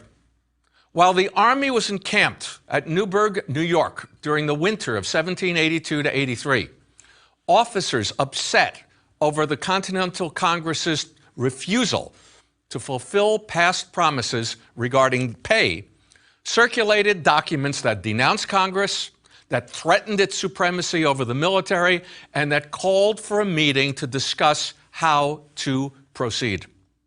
These officers in Newburgh had been encouraged by some political figures in Philadelphia and elsewhere who wanted to use the threat of a possible military coup in order to force the Congress to agree to a tax on imports in order to be able to pay these officers. That tax would have strengthened the national government, national power. And these politicians turned to the anti-Washington group in the officer corps around General Gates to help foment this threat. Washington quickly squelched what could have easily become a real attempted coup rather than simply the threat of a coup. He denounced the documents, and he countered the threat by reminding his officers in a special meeting of what they had fought for, what this war had been all about, and how perilous to liberty their behavior was. He also stunned the officers at that meeting by putting on for the first time a pair of reading glasses, spectacles, in order to read a document to them. Noticing just how shocked they were, this was the first time he had worn glasses, he commented, "Yes, gentlemen, you will see that I have grown not only gray, but almost blind in the service of my country." That ended it, right then and there. Washington followed this up at year's end with his own resignation as commander of the Army. This formal renunciation of military power, as well as the refusal to seize power earlier when he easily could have, made him the American Cincinnatus, the ancient hero who had abandoned his farm to save the Republic of Rome when it was in a military crisis. Cincinnatus had been granted absolute power. He had defeated the enemy, but he had then given up the power voluntarily and returned to his farm. Washington's behavior also endeared him to his countrymen as much as his overall military success did during the war. In effect, he became the embodiment, as well as the defender, of the American concepts of liberty and civic virtue. For that reason, he was asked to preside at the Constitutional Convention in Philadelphia in 1787. He thereby lent his enormous prestige to the document that convention produced to replace the Articles of Confederation. Now, given that prestige, it was also apparent that he would be elected as first president of the United States under this new frame of government. And he was, unanimously in the Electoral College. He remains the only president ever to receive a unanimous vote in the Electoral College. Now, as the first president, Washington would set critical precedents in just about everything that he did, many of which continue down to this very day. He also had many specific policy accomplishments, most notably the creation of a sound currency and fiscal structure to pay off the national debt, the crushing of an incipient rebellion in Pennsylvania, the Whiskey Rebellion, the securing of the western frontier by treaties with the Spanish and the Indian tribes in the Southwest, and in the Northwest by treaty with Britain and war with the Indian tribes there. The treaty with Britain avoided war and maintained American neutrality in the European war that broke out in 1793. This despite the fact that the United States still had its wartime alliance with France. In 1793, France declared itself a republic. It would execute its king, and it would go to war with virtually all the crowned heads of Europe. Now, in one area, Washington failed miserably, avoiding a major split between his two key advisors, Alexander Hamilton and Thomas Jefferson, and also in avoiding a split amongst the American people over his policies. The split resulted during his second term in the formation of two national political parties and almost a civil war by century's end. What happened here? Washington had appointed the Northerner, Alexander Hamilton, and the Southerner, Thomas Jefferson, to the two most important cabinet posts, Secretary of the Treasury and Secretary of State. He had done so, ironically, to avoid a split. But the two men quickly came into sharp disagreement over fiscal policy, foreign policy, and their interpretations of the Constitution. Now, all of this will be explained in greater detail in our next lecture. For our purposes in this lecture, the key differences in general terms were in the following areas. fiscal. Jefferson opposed Hamilton's national bank and his entire financial program. In foreign policy, Hamilton wanted neutrality favoring Britain. Jefferson wanted neutrality favoring France. And in terms of interpretation of the Constitution, Hamilton wanted to interpret it broadly. Jefferson wanted to interpret it narrowly regarding the powers that the new federal government had as opposed to the powers that the states still had. Their followers on either side were soon referring to themselves as Federalists for the followers of Hamilton and Democratic Republicans for Jefferson. Now, George Washington had no children of his own. And some have seen Hamilton and Jefferson as his surrogate sons, and what followed here as a desperate and failed attempt by Washington to steer a middle course between the two and avoid a family crisis. These efforts are best seen in his compromise over neutrality in 1793. Hamilton had recommended an immediate proclamation of neutrality when war broke out in Europe, and no recognition of the new French government or the minister it was sending over, Edmond Genet. Jefferson had recommended no neutrality proclamation at this time, but immediate recognition of the new French government and Edmond Genet. Washington's compromise on this issue was to proclaim the neutrality of the United States, as Hamilton wanted, but also to recognize the new French government and to receive its minister, Genet. Jefferson and Washington, by the way, thereby established the American policy of recognizing any government in power, no matter how much it agreed or disagreed with it, a policy that would hold until Woodrow Wilson reversed it in the early 20th century. Now, despite this effort, gradually, Washington came to favor Hamilton's positions. And indeed, Hamilton used Washington's prestige to obtain congressional approval of both his fiscal program and the Jay Treaty, guaranteeing continued peace with England. But the Jay Treaty was extremely unpopular.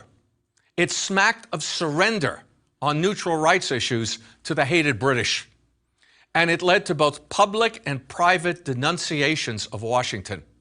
Indeed, by inference, if nothing else, Washington was now one of those, quote, apostates whom Jefferson described in a letter as men who were, quote, Samsons in the field and Solomons in the council, but who have had their heads shorn by the harlot England.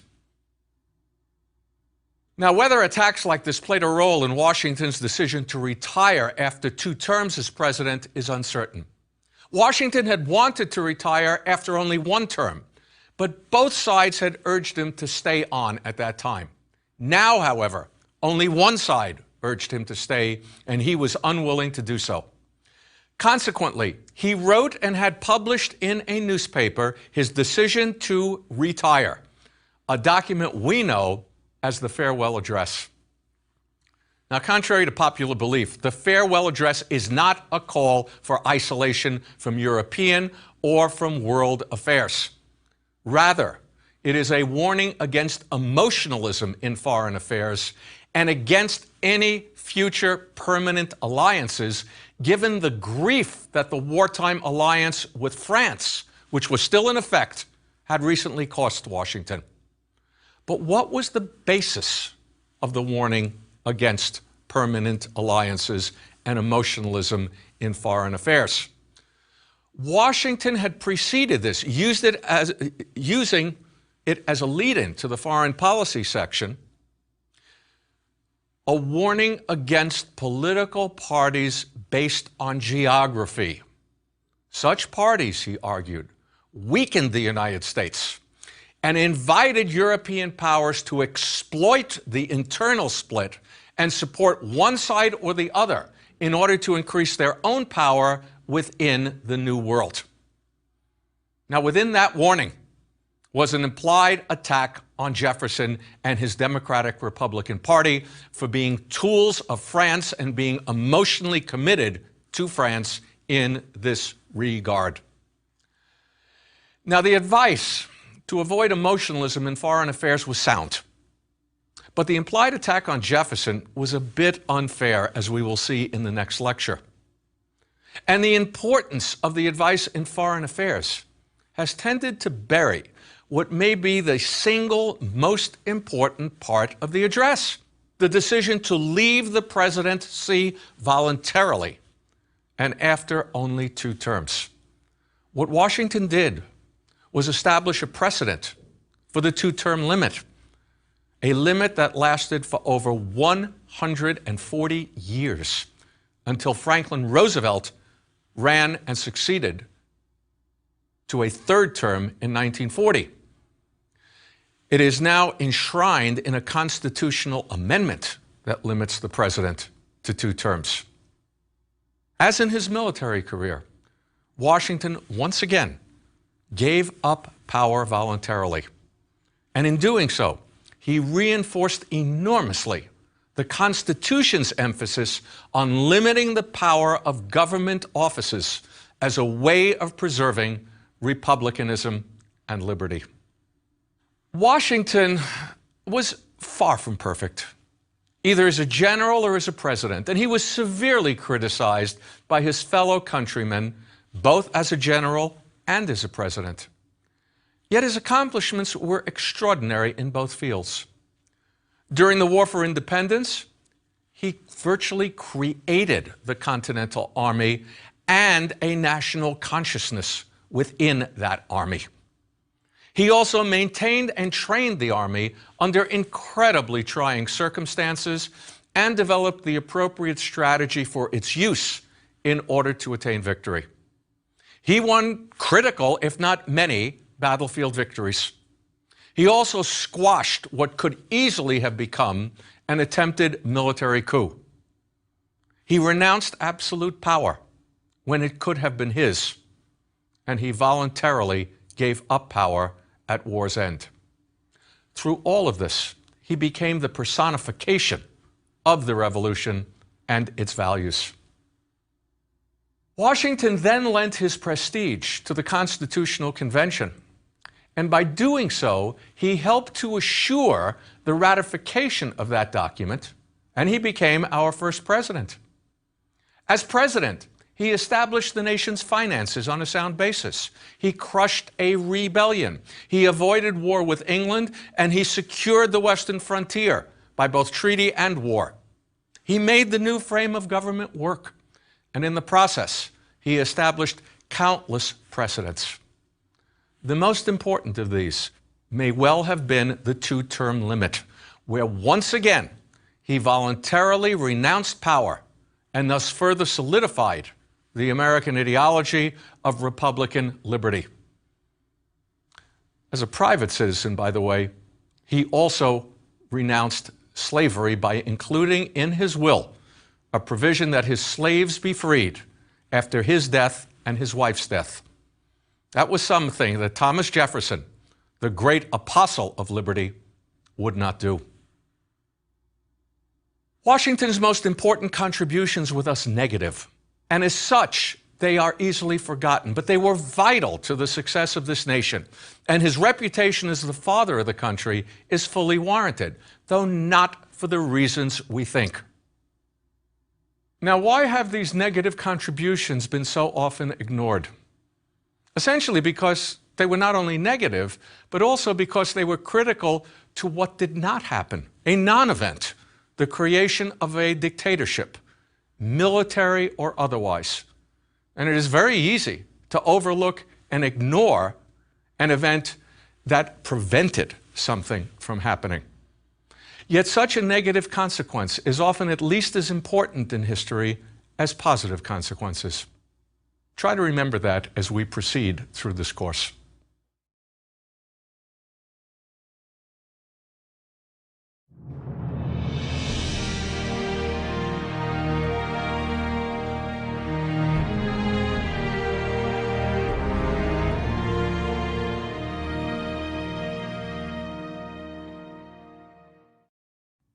During the 1790s, Thomas Jefferson and Alexander Hamilton held sharply conflicting views as to the proper domestic and foreign policies for the new nation and as to how the new Constitution should be interpreted. Today, many label Hamilton's views as conservative and Jefferson's as liberal, and they see their conflict as a harbinger of contemporary conflicts. Yet the specific issues over which Hamilton and Jefferson argued are in no way related or relevant to contemporary issues. And their views have little, if anything, to do with the terms conservative and liberal as they are presently defined. To believe that they do is a classic example of anachronistic thinking, of projecting contemporary values and meanings of words onto a past where they do not fit.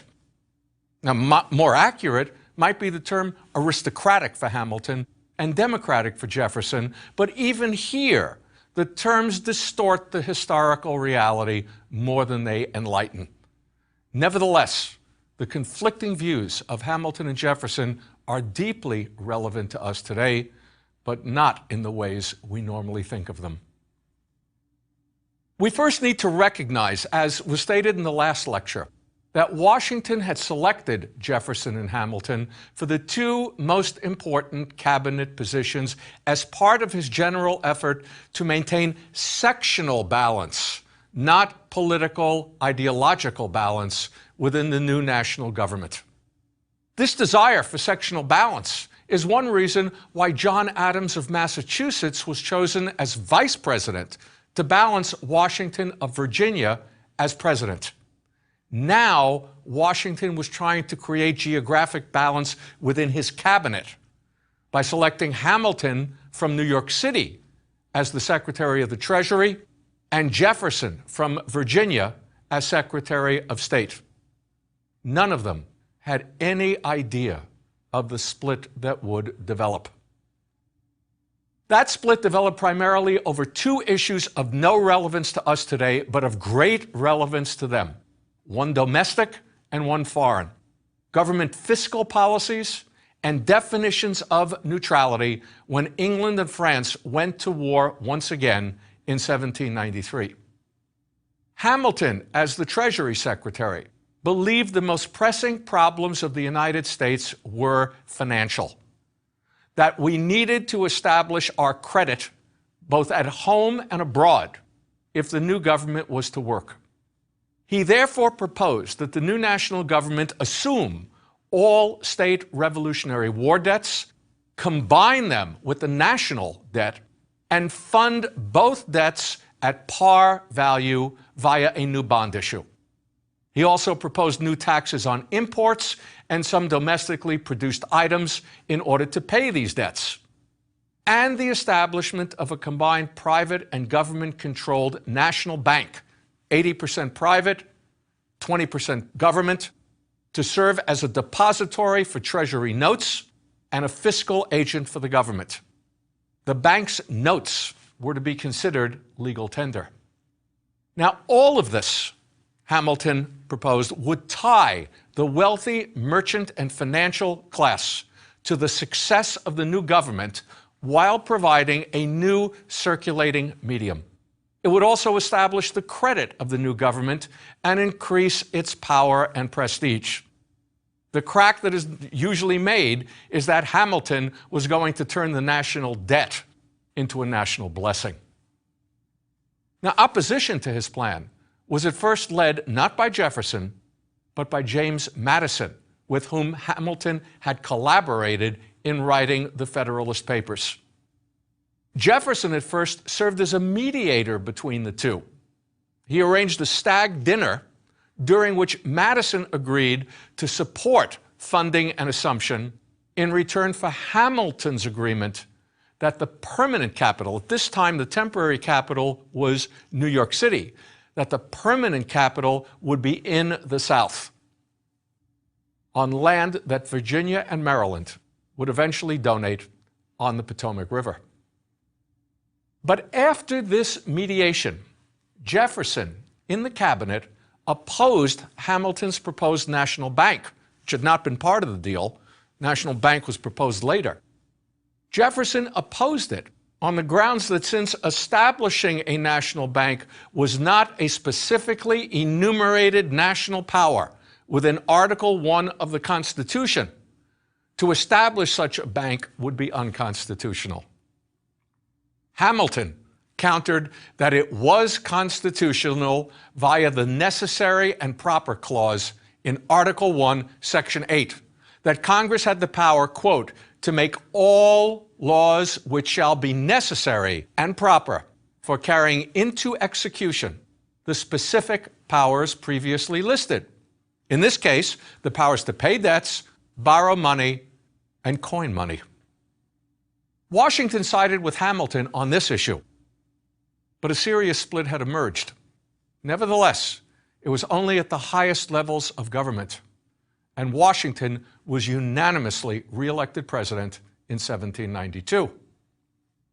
The split over foreign affairs emerged in the following year, 1793, when the French Revolution turned radical with the creation of the French Republic, the execution of the king, and the institution of the Reign of Terror. This resulted in the outbreak of a general war in Europe, pitting Republican France against Britain and all the other major monarchies of Europe. Now, everyone in Washington's cabinet agreed that the United States should remain neutral in this war.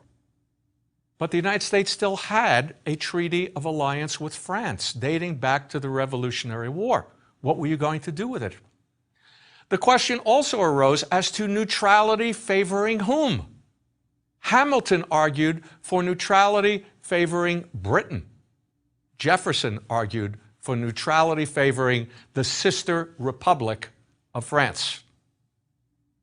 Now, as explained in the last lecture, Washington at first took a middle-of-the-road position, agreeing with Hamilton and against Jefferson's advice to immediately issue a neutrality proclamation, but agreeing with Jefferson and against Hamilton's advice to recognize the new French Republic and accept its new minister to the United States, Edmond Genet. But by 1794-95, Washington was siding with Hamilton more and more. Most importantly, by agreeing to the odious Jay Treaty with England. Now, that treaty avoided war with England, which is why Washington agreed to it. But he had to accede to the British definition of neutral rights in return for British evacuation of posts on U.S. territory in the Old Northwest. When that treaty became public, it led to an uproar against it and to the formation of the first two national political parties, the Federalists under Hamilton and the Democratic Republicans under Jefferson and Madison. In the presidential election of 1796, the Federalist John Adams, the vice president at that point, narrowly defeated his old friend Thomas Jefferson for the presidency. But Jefferson had the second highest number of electoral votes. Remember, the writers of the Constitution had not imagined permanent political parties. The way they had set the system up, the person with the majority of electoral votes, the highest number of electoral votes, would become president. The second highest would become vice president. As a result, you had president from one party, vice president from another party. The 12th Amendment of 1804 would separate the electoral vote for president and for vice president. But obviously that amendment was not in effect in 1796. Now, during Adams' presidency, the dispute between the two political parties became white hot as the United States engaged in an undeclared naval war with France as a result of the Jay Treaty. And the two parties, the Federalists and the Democratic Republicans, came very close to civil war. The Federalists in Congress would pass the Alien and the Sedition Acts, which violated civil liberties and were directed against the Democratic Republicans. Jefferson and Madison would respond with the Virginia and Kentucky resolutions threatening nullification of these laws and any others that violated their civil rights. Now, these specific issues are of little or no relevance to us today. Both domestically and internationally, they are issues for a young and weak nation, which is exactly what we were at that time vis-a-vis Britain and France, who were the two superpowers of the era. But many argue that the conflicting beliefs behind the specific issues are relevant to us today. They are, but not in the ways you may think. Most obviously relevant are Jefferson's and Hamilton's conflicting interpretations of the Constitution. Jefferson argued for a narrow interpretation of national power versus state power, i.e., the national bank was unconstitutional because no such power to establish one was in the Constitution. Hamilton countered with a broad interpretation via the necessary and proper clause. This argument over state versus national power is a constant in U.S. history, right down to this very day. It pitted Federalists against Democratic Republicans throughout this era. Then it pitted Democrats against Whigs during the 1830s and 40s, and then Democrats against Republicans. But in this case, the positions in the 1790s are reversed from what they will later be and still are today, with the supposedly aristocratic Hamilton arguing for more national power and the supposedly democratic Jefferson arguing for less. Since the 1930s, Jefferson's liberal disciples, in fact, maybe earlier than 1930s, Jefferson's liberal disciples have argued for more national power and their conservative opponents for less. To further complicate matters, after Jefferson became president in 1801, he actually expanded national power, especially executive power, as do many of his successors who campaigned against expanded power, but nevertheless did expand power. So while this issue is relevant to us today, obviously, the 18th century hero that each side looks to today actually held the opposite position from the one his supposed followers hold today. Now, others see relevance today in Jefferson's welcoming of the French Revolution, while Hamilton and his followers abhorred the French Revolution and thus favored the British. That's also true. But Hamilton had favored the British even before the French Revolution became radical, because British trade was essential to his domestic program.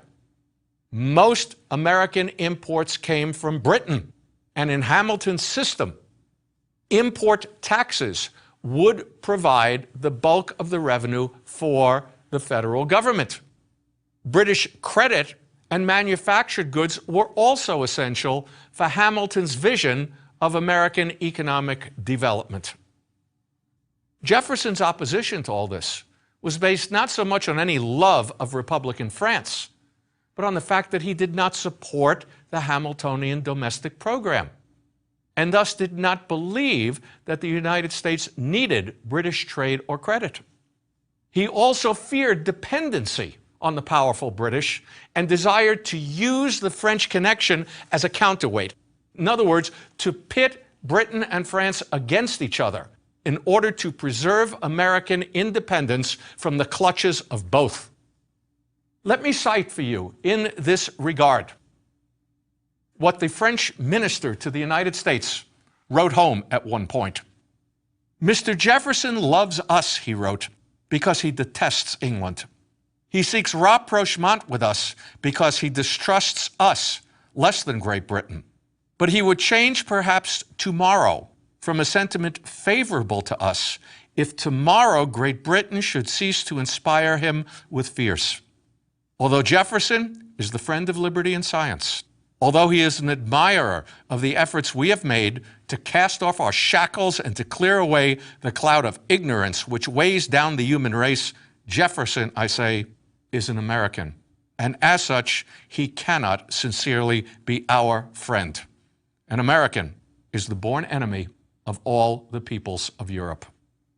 So while the supposedly democratic Jefferson did support the French Revolution, and the aristocratic Hamilton did oppose it and favor monarchical Britain, both men did so for political reasons having little to do with their feelings regarding any revolutionary ideology. Furthermore, and more importantly, in many ways, Hamilton is not really aristocratic, and Jefferson is not really democratic. Both men are Republicans. They do believe strongly in republicanism as opposed to monarchy. The question will be, what kind of republicanism? Republicanism simply means representative government, which the founders equated with liberty. But who will be the representatives, and who will they represent? Now, despite his reputation, Thomas Jefferson was not a Democrat who believed simply in majority rule. He and many of his peers considered this mob rule, which is what they equated with democracy. Remember Madison's comments in Federalist number 10? Jefferson, like Madison, is a Virginia slave owner and an aristocrat who believes in property qualifications for voting, the stake in society theory. You must have a stake in society in order to participate in government. Jefferson also saw a decentralized agrarian society of self-sufficient, independent, or yeoman farmers as the best way to preserve liberty. And he believed in the politics of deference, whereby farmers would be allowed to vote because they had property, but they were to vote for their betters, their economic and their social betters. This was a general belief system in the United States in the late 18th century, and hardly a democratic notion by our standards. Hamilton, on the other hand, is no aristocrat. He's an illegitimate child from the West Indies. And he believes centralized power is necessary to preserve liberty from both internal chaos and external threat. Hamilton also believes that self-interest rules human nature, and that self-interest should be used to create such centralized power by linking the wealthy commercial and financial interests of the country to the interests of the national government. Jefferson, on the other hand, sees self-interest as an evil. Now, as you can see, the specific issues facing Jefferson and Hamilton and their ensuing disagreements have little to do with the issues we as a nation now have. Both men have aristocratic as opposed to democratic views by contemporary standards. Yet their disagreement is still relevant to us on multiple levels, albeit not as we think. First and foremost, as previously noted, is their disagreement over the interpretation of the Constitution and national versus state power. That disagreement will be a constant throughout U.S. history right down to the present day. But here, it is Hamilton's view that contemporary liberals embrace and Jefferson's view that contemporary conservatives embrace. Secondly, Jefferson's agrarianism and aristocratic emphasis on property qualifications for voting possess a strong democratic streak, not in our contemporary and urban world, but in the agrarian American world of the 1790s. At that time, the United States was overwhelmingly composed of farmers who owned their own land and who thus possessed sufficient property to vote. Yet for the future, Hamilton's commercial, manufacturing, and urban vision possesses an unwitting democratic streak in the opportunities for advancement that this would provide in the future. Beyond that, however, is the continued relevance of their conflicting views on human nature and the role of self-interest. Hamilton has a very pessimistic view of human nature. He sees humans as motivated by self-interest, and he seeks to harness that by tying the wealthy and the powerful to the new government so that there will be dependence on each other. The government will depend on these upper classes. They will depend on the government. Jefferson is the opposite. He sees self-interest and dependence as leading to corruption and the destruction of liberty. That's one of the reasons he is so anti-urban and so agrarian. He also believes strongly in Republican virtue and political disinterestedness of those in office and seeking office, rather than self-interest as appropriate for politics in a Republican society and as the key to preserving liberty. Now, while Jefferson's words will resonate with our democratic beliefs today, it is Hamilton's vision and views regarding a politics based on self-interest that will become our reality. The old concept of Republican virtue as central to politics, that concept which dominated the late 18th century political world, would disappear with the death of the founders and their replacement in the early 19th century by a new generation of political leaders with very different ideas.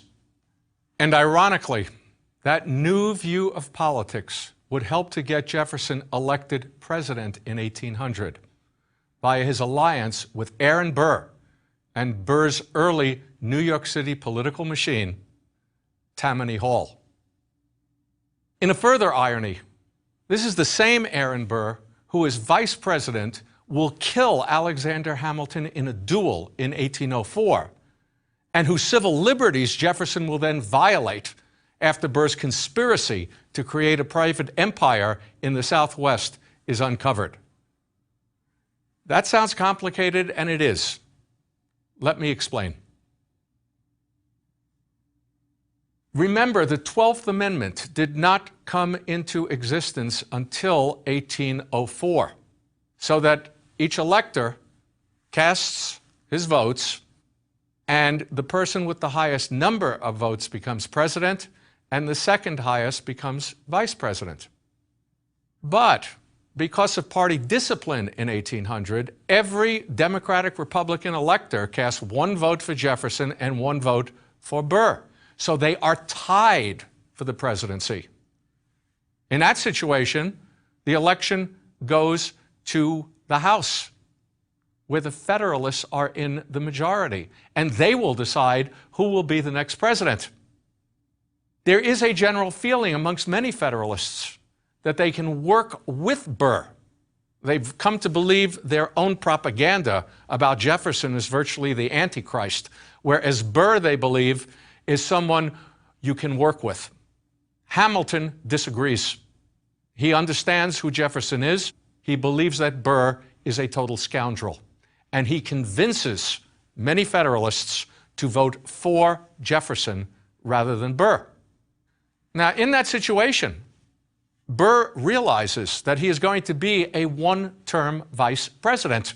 No way Jefferson is going to run with him in 1804. So he has to rebuild his political career. He decides to do so by running for the governorship in New York. That too is foiled by Hamilton, who denounces Burr, insults him, and that leads Burr to challenge Hamilton to a duel. Dueling is illegal in New York. They row across the Hudson River to New Jersey to have the duel, and Burr kills Hamilton. He is still the Vice President of the United States, and he is a fugitive from justice. What he now attempts to do with former Revolutionary War General James Wilkinson is to carve out a private empire in the Old Southwest. The plot is eventually discovered. Jefferson, in a panic, violates Burr's civil liberties on multiple occasions in an attempt to get him jailed. He orders him arrested. He judges him guilty before there is any evidence. He throws the book at Burr, and he fails. Chief Justice John Marshall presides at the case, and Burr is set free.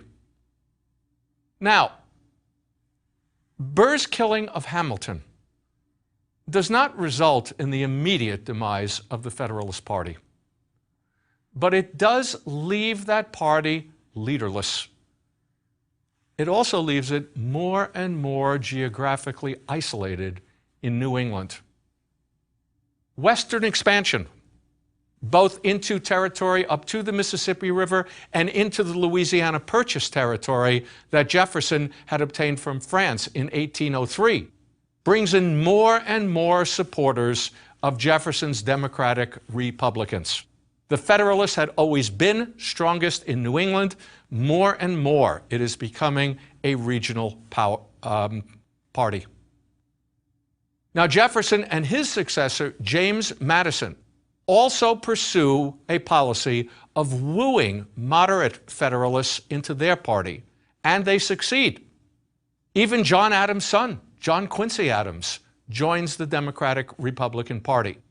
The way Jefferson and Madison do this is to agree to some Federalist concepts, including by 1816, a protective tariff for infant American industry, and the chartering of a second national bank in 1816, as well as a general expansion of federal power, including executive power. Please note in this regard, the expansion of national and executive power.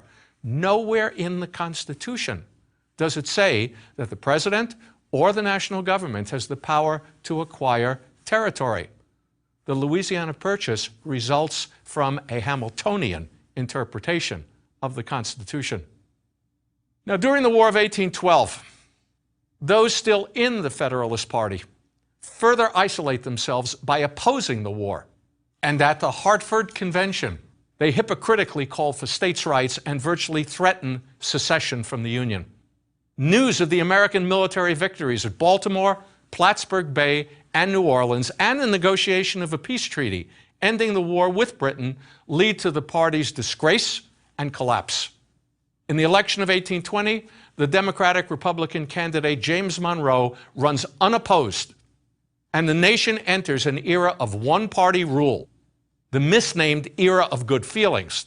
There were plenty of bad feelings. You had an economic depression, you had the Missouri crisis, but during this era, the Democratic-Republican Party encompasses the views of both Hamilton and Jefferson.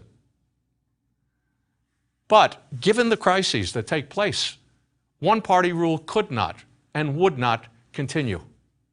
And the Hamilton-Jefferson disagreements were so basic that they would soon reassert themselves in the creation of the so-called second two-party political system during the 1820s and the 1830s. It is to that new political system and the individual for whom it is named, Andrew Jackson, that we now turn our attention.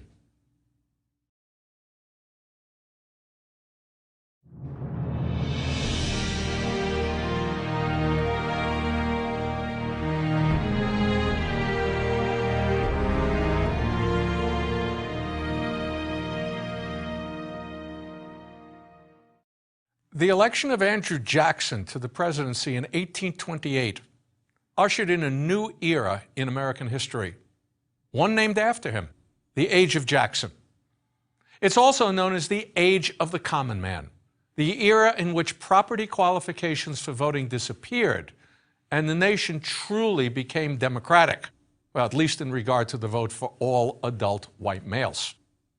Jackson became the symbol of this democratic thrust, the man of the people, elected in 1828 and re-elected in 1832 by large majorities, with the people virtually taking over the White House for a wild party on the day he was inaugurated for his first term in 1829.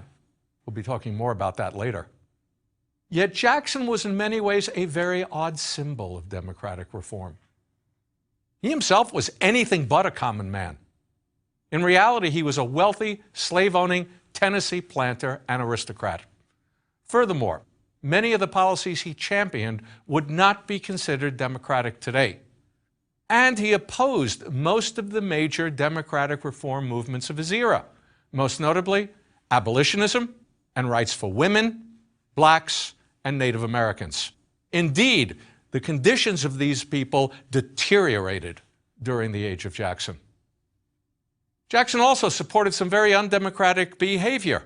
He backed Southern postmasters who had violated federal law by refusing to distribute abolitionist literature within the South. And he also supported the gag rule to prevent even the reading of abolitionist petitions that had been submitted to Congress.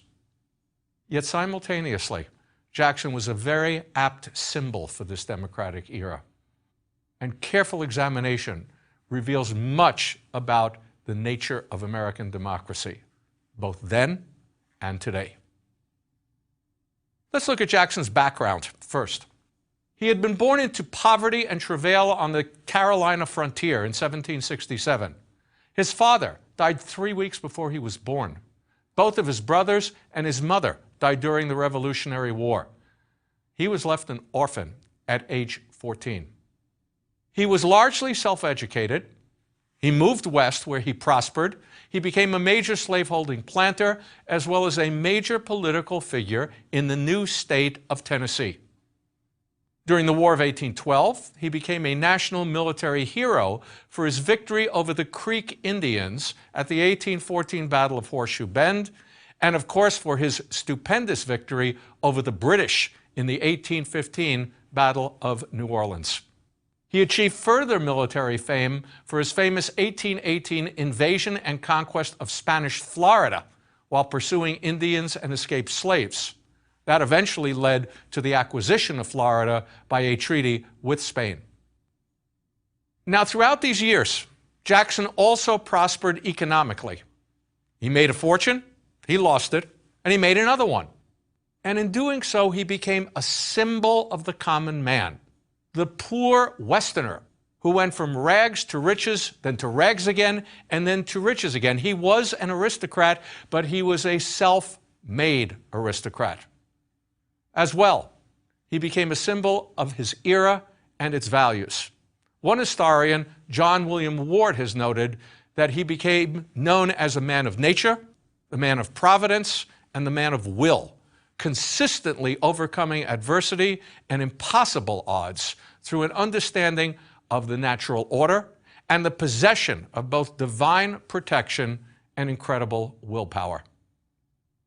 Let me give you 4 examples of this. First, how Jackson stopped Army desertions in the War of 1812.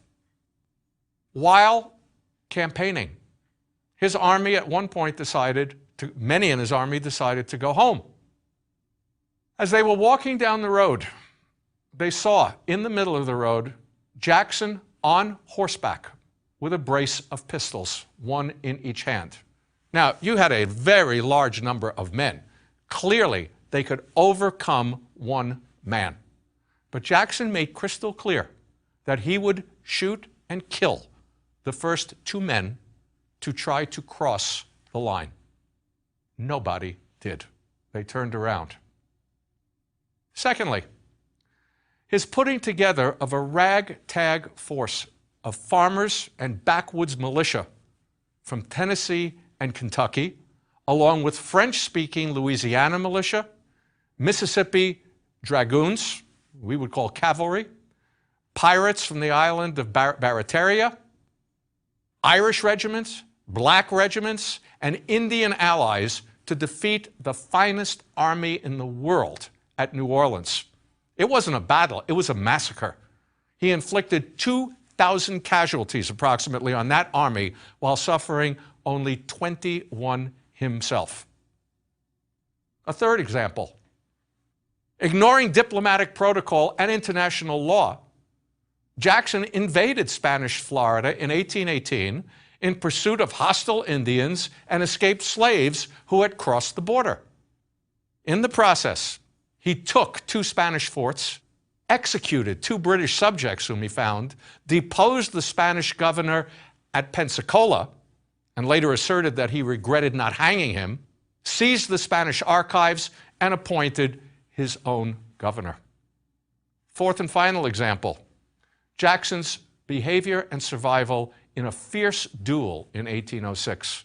with a man known as a superb and proud marksman, one Charles Dickinson.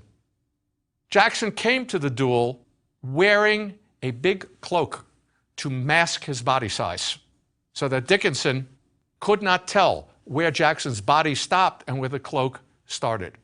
Jackson then insisted that his opponent fire first. He did. The bullet lodged in his chest near his heart. Jackson pretended he was not hit.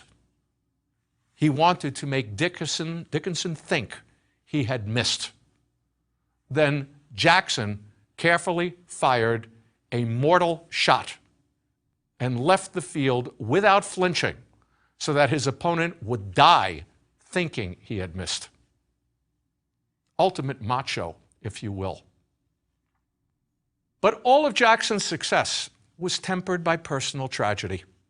That only enhanced his appeal as a man of the people who suffered as they did.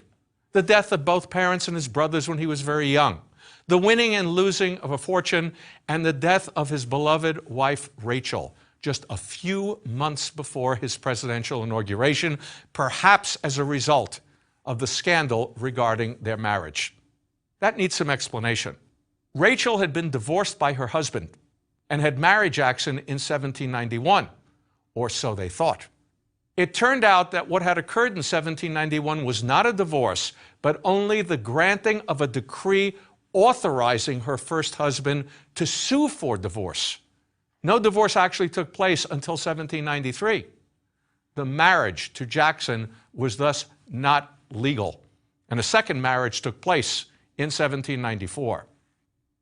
Now, this issue would emerge in the 1828 presidential campaign with charges of adultery that Jackson believed caused Rachel's death at the end of the year. Jackson emerged as a major political figure in 1823 with his election to the Senate and in the 1824 presidential election. Now, you remember, 1824, we are still in the so-called era of good feelings. The Federalist Party had disappeared. There was only one national party, the Democratic Republican Party, which had moved ideologically to the center as it became all-inclusive. But the party split in 1824 over its presidential candidate. The traditional method of nominating a candidate was the party caucus, and the caucus nominated Secretary of the Treasury William Crawford of Georgia. But others refused to accept this because the caucus was under attack as undemocratic. 3 other candidates thus emerged to create a 4-way race: John Quincy Adams, Henry Clay, and Andrew Jackson. Let me talk a little bit about each of them. Secretary of State John Quincy Adams of Massachusetts, the son of John Adams, a brilliant diplomat. He had helped to negotiate the peace treaty ending the War of 1812. He had served as minister to Great Britain and had then become one of the greatest of all American secretaries of state under President James Monroe. He was responsible for the acquisition of Florida. He was responsible for the Monroe Doctrine. And he was extremely puritanical. More on him in a later lecture. Next, Senator Henry Clay of Kentucky, nickname Harry of the West, former Speaker of the House of Representatives, a war hawk during the War of 1812, also a peace negotiator at the end of the war, and now a senator from Kentucky, the popular voice of the West. Heavy drinker, heavy gambler. Once a woman said to his wife that it was terrible that he gambled so much. His wife laconically replied, "Oh, I don't know. He usually wins." During the peace negotiations at Ghent, Adams recorded in his diary that as he was getting up in the early morning to say his prayers, Clay was coming in from an all-night card game. There was another candidate at first, Senator John C. Calhoun of South Carolina, also a war hawk and a nationalist at this time, but an individual who would soon move to states' rights in order to defend Southern slavery. Calhoun had the reputation of having a mind like a steel trap, the ultimate logician. The apocryphal story that is told is that once he broke down and wrote a love poem to his wife. But it was a love poem in which each verse began whereas, except the last verse, which began therefore. Calhoun dropped out of the race early on to run for the vice presidential position, which he won. The fourth candidate was thus Andrew Jackson of Tennessee, who ran as a war hero and an alternative voice to Clay of the New West. Now, when the votes were counted, Jackson had won a plurality of both the popular and the electoral vote, but no majority. So by the Constitution, the election went to the House of Representatives, where each state would cast one vote. Clay had the lowest number of votes. He's out. Crawford had suffered a serious stroke. So really, the contest boiled down to a choice between Adams and Jackson. Clay told his supporters to vote for Adams, whereupon Adams won with the votes of 13 out of 24 states. Soon thereafter, he appointed Henry Clay Secretary of State. That was the position seen at that time as the key stepping stone to the presidency. Cries quickly erupted of corrupt bargain. It was not a corrupt bargain, but it poisoned and doomed Adams' presidency. Jackson began running for president in the 1828 election virtually the next day. And he wound up in 1828 defeating Adams with 56% of the popular vote and a victory of 178 to 83 in the Electoral College. His ensuing inauguration was a wild affair, as people came from over 500 miles away and took over the White House during the inaugural party. Jackson himself was forced to leave to avoid being crushed. And in the words of historian George Dangerfield, people used satin-covered chairs as footstools, tapestries as throwaway napkins, and windows as doors. Now, many, if not most, historians agree that democracy made Jackson rather than Jackson making democracy. In fact, no one really understood what Jackson stood for in 1829. But as president, he would dominate events and would help to define the main political characteristics of this new democracy that had elected him. The key events of his presidency would be the removal of Indians east of the Mississippi River, the Maysville Road veto, the nullification crisis, and the destruction of the Second National Bank. Very briefly on each of these. Congress in 1830 had given Jackson the money and the authority to get all Indians east of the Mississippi to move west of the river, basically to Oklahoma. But Georgia decided to act on its own to remove the so-called 5 civilized tribes. The Cherokees, who were an agrarian people, who had a written language, and who had a constitution, as well as slaves. The Cherokees refused to move, and with their white friends and supporters, they took their case to the Supreme Court, which ruled in 2 cases, Cherokee Nation versus Georgia and Worcester versus Georgia, that they could not bring suit, but as a domestic dependent nation, to use Chief Justice John Marshall's words, they were entitled to federal protection from any Georgia state action. Jackson simply refused to enforce this ruling, famously stating that Chief Justice John Marshall had made his decision and he could enforce it himself.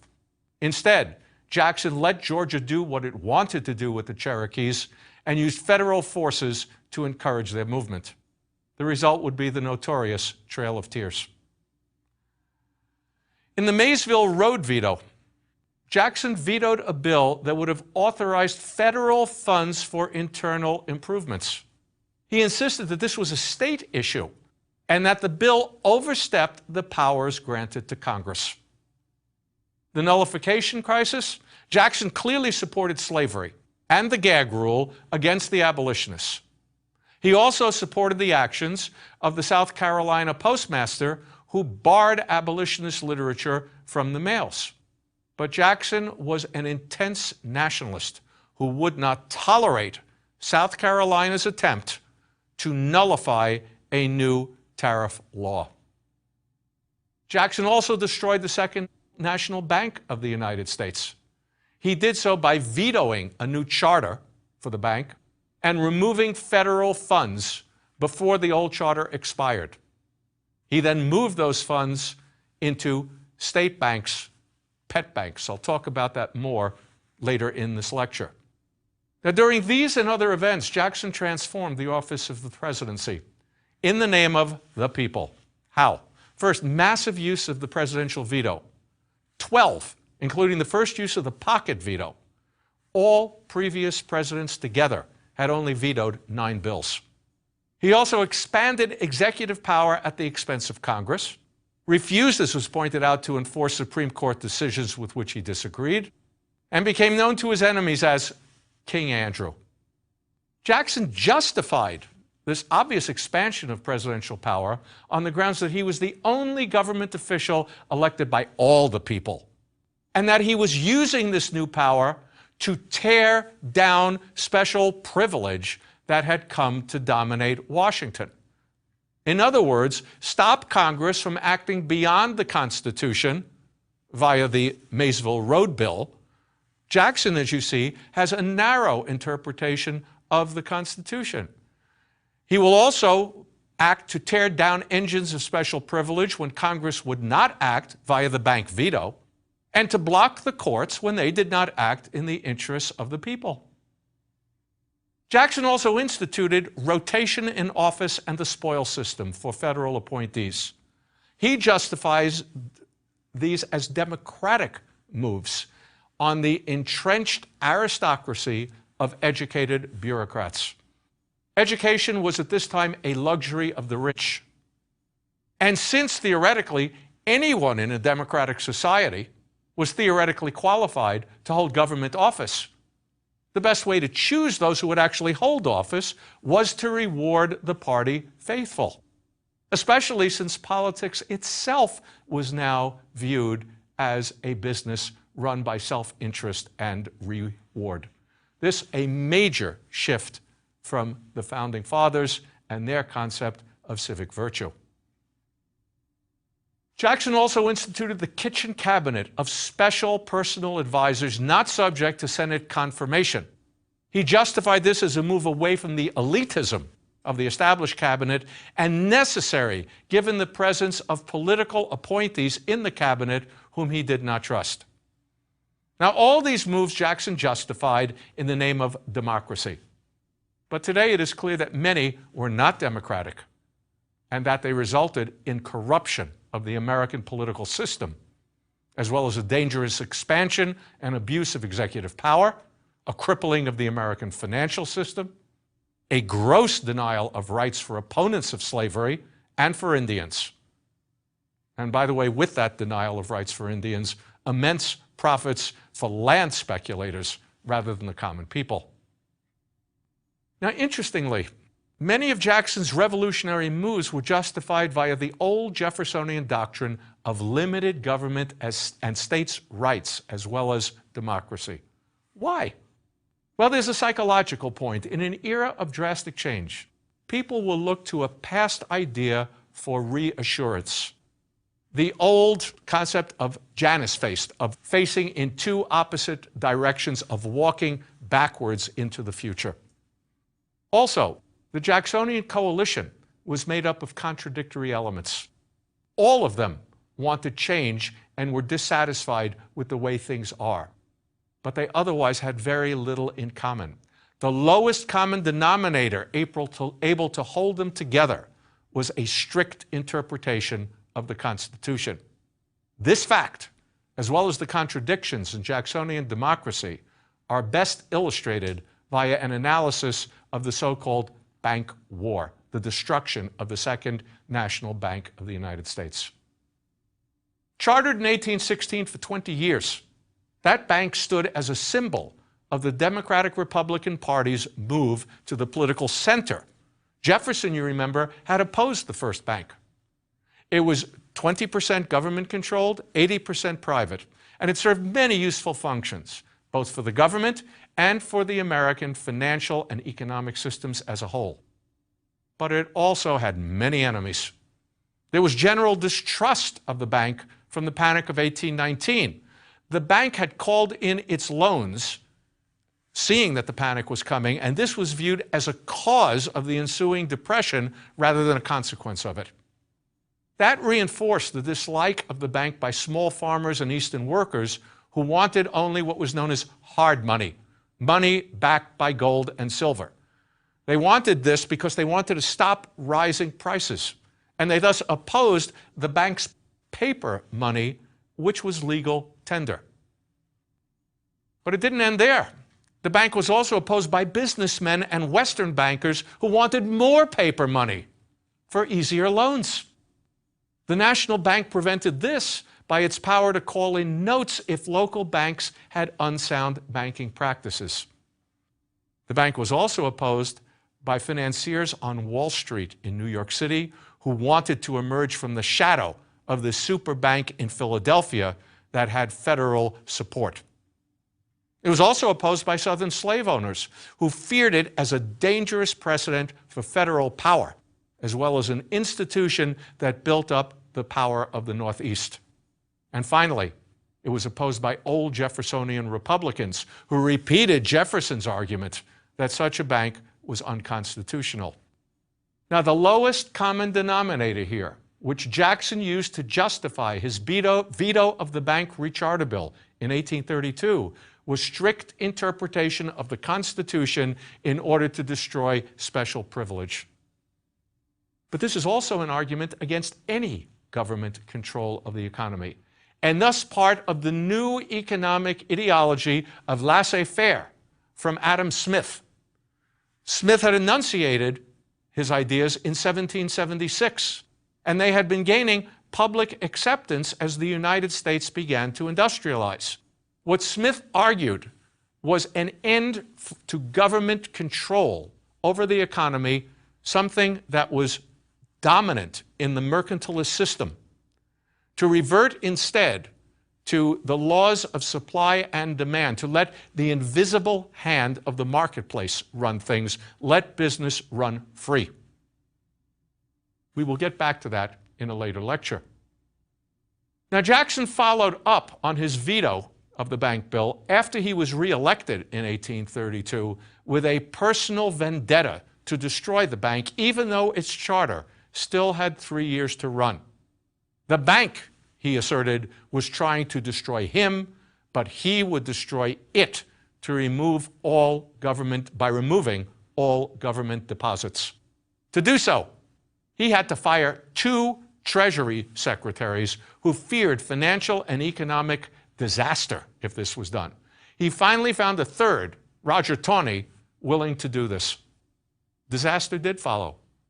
Jackson placed federal funds in certain state banks known as pet banks, which then used such funds to underwrite more paper money. That led to inflation and massive over-speculation in land and a vicious cycle. Speculators would borrow bad paper money, give it to the government for land, and the government would give it back to the pet banks, who would then issue more loans. Jackson tried to stop this in 1836 with his specie circular, which announced that henceforth the government would accept only gold and silver for land. The land market, which was a bubble, thereupon collapsed. Overextended banks called in their loans. That led to panic and depression in 1837 under Jackson's successor, Martin Van Buren. So what can we conclude from this? Jackson was an apt symbol for the democratic era in which all free white males obtained the right to vote. He was also an apt symbol for the ideological revolution in economics as laissez-faire triumphed over government direction of economic growth. And these two, political and economic, were now fused in American ideology by the concept of equality of opportunity, and thus no special favors from government for anyone. Jackson further helped to ensconce laissez-faire and equality of opportunity as major features of American ideology and economic history by appointing Roger Taney, his third Treasury Secretary, who had removed government funds from the bank, to be Chief Justice of the Supreme Court. In the famous Charles River Bridge case of 1837, Taney's court would rule against state-sponsored monopoly in transportation and thereby reinforce the ethic of equality of opportunity and no special privileges. In the process of doing all of this, Jackson also helped to recreate a two-party system in the United States. He and his supporters claimed the Jeffersonian mantle, and they called themselves Democratic Republicans, or Democrats for short. They united around the issues of destruction of special privilege and a strict interpretation of the Constitution. Jackson's opponents would call themselves National Republicans, or Whigs, and they would favor continuation of government control or direction of economic growth, and thus a broad interpretation of the Constitution. Many at that time, and still today, view Jackson's laissez-faire economics, as well as his political behavior, as democratic. But in reality, his economic policies marked the triumph of those who favored a highly speculative economy with rapid growth and ensuing risks, over traditionalists who favored government supervision and more modest growth. And the results were catastrophic in the economic realm for many, due to the destruction of the bank and the ensuing financial chaos and depression of 1837. Furthermore, as we'll see in a future lecture, the United States government never truly practiced a total hands-off laissez-faire policy with the economy, all the rhetoric to the contrary notwithstanding. What about the political realm? Here, the spoils system and other related political reforms wound up not destroying special privileges, but enhancing special privileges for some. Indeed, the takeover of the White House and the near riot on the day of Jackson's inauguration was the work not of the, quote, common people, but a horde of office seekers. Also, the expansion of rights for free white males during the age of Jackson was paradoxically accompanied by a deterioration in conditions for those who were not free white males. Women and free blacks lost legal rights that they had previously possessed in some states, while Indians east of the Mississippi River were forcibly removed to Oklahoma. And interestingly, the last full debate in the South over slavery took place during this time period in Virginia, and it ended in defeat for those in the western part of the state who opposed slavery. Well, why this deterioration in conditions for all who were not free white males? That's an interesting question. The short answer in regard to women was the market revolution of this time that led to a new and in many ways a more limited role for women via what one historian has aptly labeled, quote, the cult of true womanhood. The belief that women's place was now totally in the home to raise the children and to create a haven for her husband, who spent each day in the competitive and heartless marketplace. For blacks and Indians, it was the creation and rise during this era of scientific racism that would claim they were genetically inferior and incapable of improvement. But why would scientific racism emerge at this time? It is almost as if with the expansion of rights for some human beings, white males, others must be defined as inferior and even non-human to justify their exploitation by the privileged group.